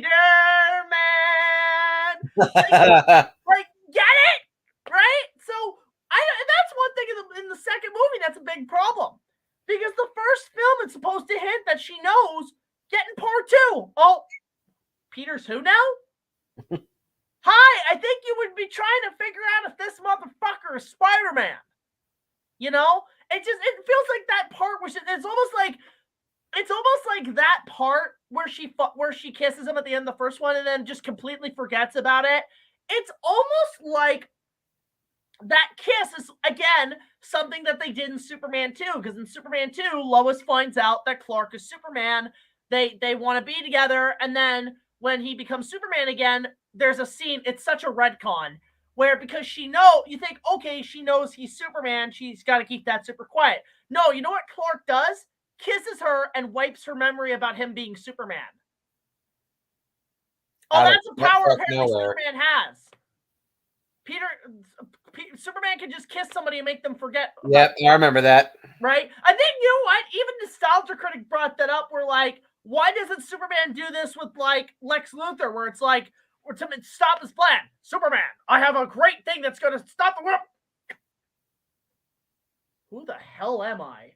Well, nobody wants to see Christopher Reeve kiss Gene Hackman. I know, but it's a joke. It's a joke. It's like, who the hell am I? Right? So the thing is like, so that scene where she sees Peter unmasked and she has that look and it kind of dollies in, I'll admit, you know what? That's a genuine reaction. It's not, oh my God, you're Spider-Man, or no, it's not even like mad or angry. It's almost like she's happy. Mm-hmm. She's kind of like, oh wow, that's actually really cool. She has that look like, and that's the thing with Mary Jane in the comics. She's always come off as that girl you're trying to impress. You know, she is the equivalent of Lucy Lawless in the first one. Gal with 8 hands. Sounds hot. So like that moment where she kind of smiles and kind of thinks, okay, you're Spider-Man, Peter. That's pretty fucking sexy. Right? It's not a big shocking thing. It's not her going like on Twitter saying, "Oh my god, Peter is Spider-Man. Oh my goodness, this is amazing." No, it's like it's a genuine sort of look of that is sexy that you're Spider-Man and you're saving the world. That's hot. And that's where it's like that's a moment where I'm like, "Okay, this works." But then she's got to scream and scream and scream and scream and scream until Darrow comes home. Oh my God, bitch, shut the fuck up. Oh, and Darrow. And you know what? That's even worse. That is my biggest issue with the entire trilogy. Mary Jane Watson fucking screaming ass whore. The worst aspect of the trilogy, and it's not Kirsten's fault, it's the way this character was presented. It's never been a big problem for me, although I will agree that she definitely does flip-flop between Peter and somebody else. On top of that, do you think she could ever take care of herself? Aunt May can take care of herself. She whacked Doc Ock behind. Do you think by at least the third one she might try to do something? No, she has to get saved in the entirety of the trilogy 6 times. Well, also in the 90s Spider-Man cartoon, she actually could take care of herself. But hang on, it's never bugged me nearly as much. But I will say Mary Jane has never been one of my favorite of Peter's girlfriends. Gwen Stacy's better. I actually prefer Black Cat the most. Yeah, fun fact. Spider-Man 4 almost had Black Cat. I know. It's going to be Anne Hathaway. Yeah. Now think about it. She was Catwoman in The Dark Knight Rises. Who cares? Moving on. I thought she looked good as Catwoman. I thought she did okay. She was a good Catbird, but man, dude, when she's on the back of the bat pod and her fucking ass is sticking out, holy shit, man. Of course you would say that. No, like, what is, okay, hey, DC, side note, DC, hey, what's your obsession with making women's asses in your movies so fucking good? Catwoman, Poison Ivy, Harley Quinn, what is your problem? Why do you make me like booty in DC movies? This ain't DC. This ain't Detective Comics. This ain't DC Comics. This is BC Comics. Booty Comics. Not TNA Comics, because they make their tits big too. No. It's always about the booty for some reason in these fucking movies. So moving on. Anything else to say? Because that's it. Just the worst aspect of Spider-Man 2 and the trilogy. Mary Jane Watson, the whoriest whore of New York City, baby. So, with all of these things to say about Spider-Man 2, I did not expect this review to be as long as it is. Well, what are your final thoughts? Final thoughts, it's a good sequel. It's got some minor flaws, but it doesn't contradict it from it being bad. In fact, I do think this is one of the better superhero sequels. This is one of the better would it be like, here's where I would put Spider-Man 2. Is it one of the best sequels ever made? That's debatable. Is it one of the best superhero sequels ever made in comic book superheroes? Yes. Hands down, yes, it's one of the best sequels. It does suffer from a bit of first movie syndrome, Chris Columbus syndrome. It has some nitpicks, but for a sequel that they obviously wanted to cash in on the first one and make a follow-up and respect the characters and all that stuff, it's a good transition. Watching it again, it's a fun time. So I give it, I'm very debated with the trilogy of what's my favorite. I think I'm more inclined to like the first one. So if the first one's like, say, a 9.2 out of 10, this one's almost an 8.4. An 8.4. Okay. So it's not as good as the first one, but it's still a damn good sequel. Spider-Man 2, I definitely would agree with a lot of what Jackie Boy says. Maybe not just in general all movies of all time, one of the best sequels ever made. But definitely of the comic book superhero genre, hands down is one of it probably top 10 best sequels, honestly. It does a lot of things good. It does a lot of things better than its predecessor. It's not, no, I would say it's like I said about, it's like what I said about this movie earlier. It's in that same realm like The Mummy Returns and Predator 2. It is as good as its predecessor in its own way. It has things that it does better than its predecessor, and it accentuates it. It balances out the first movie's flaws. What is lacking? What's lacking in the first movie, this one picks up the slack. What this movie is lacking, the first one picks up the slack. So these two movies balance each other out. I will be giving Spider-Man 2 a 5 totally. A 9 out of 10 as well, just like the first film. It's a great movie. It's a great sequel. It's a lot of fun. It's very entertaining. It's very well made. And Sam Raimi was just pouring his heart and soul into this movie. And I'll say this too, that there's something I maybe want to do with you and Sean and Ryan is I would like to do either as a live stream or something like top 5 or top 10 best superhero sequels and maybe even the best sequels, like top 10 best sequels of all time. Like, I think that's something we should all come together and discuss. I wouldn't say best, but favorite sequels. Yeah, favorite sequels along with maybe, we should do like our own top 10 best comic book sequels. Like, sure.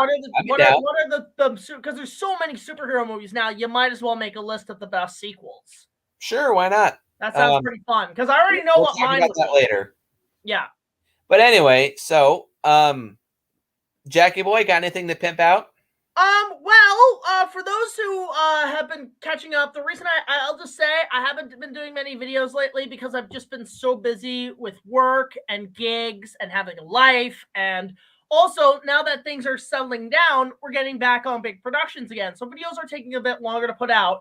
However, today I did put out a trailer for my next review on a 40th anniversary retrospective of Rankin Bass's The Last Unicorn, one of my favorite films. It's now available on Patreon. If you donate $1 or more, you can see it early. And I know I can't say when it's coming out, but I won't say an exact date, but it'll probably be out sometime around next week. But if you want to see it a week early, you can check it out on Patreon. And after that, I don't know. I'm just working away on videos, and I'm a bit slower than before, but things are going back to normal, and things are getting done. I'm super excited. Look forward to tomorrow, as me and Ryan from Kaiju Network will be tackling the kind of much maligned finale to this Spider-Man trilogy with 2007's Spider-Man 3. I'm very... I love that dance so much. Oh, dear. Every single fucking person who went to see No Way Home went dressed as Emo Peter doing that dance. We don't know what the fuck I saw. Everybody. Oh, it's awesome. I love that scene. I like Spider-Man 3 to some extent. I do too, as we'll find out. It's aged like a fine bottle of wine. Oh, and I definitely will say, to real quick wrap up, this gets a 9 out of 10, but this is probably my least favorite of the trilogy. Yeah, not a bad thing necessarily, but I do think it is the weakest link. All right. Well, with all that being said, check out our video tomorrow. And as always, go out and if you're having an existential crisis about being a superhero, pull your head out of your ass. And I will see you guys. Make your whole movie into a YouTube poop. Sure. Spider meme. And I will see you guys in the next video.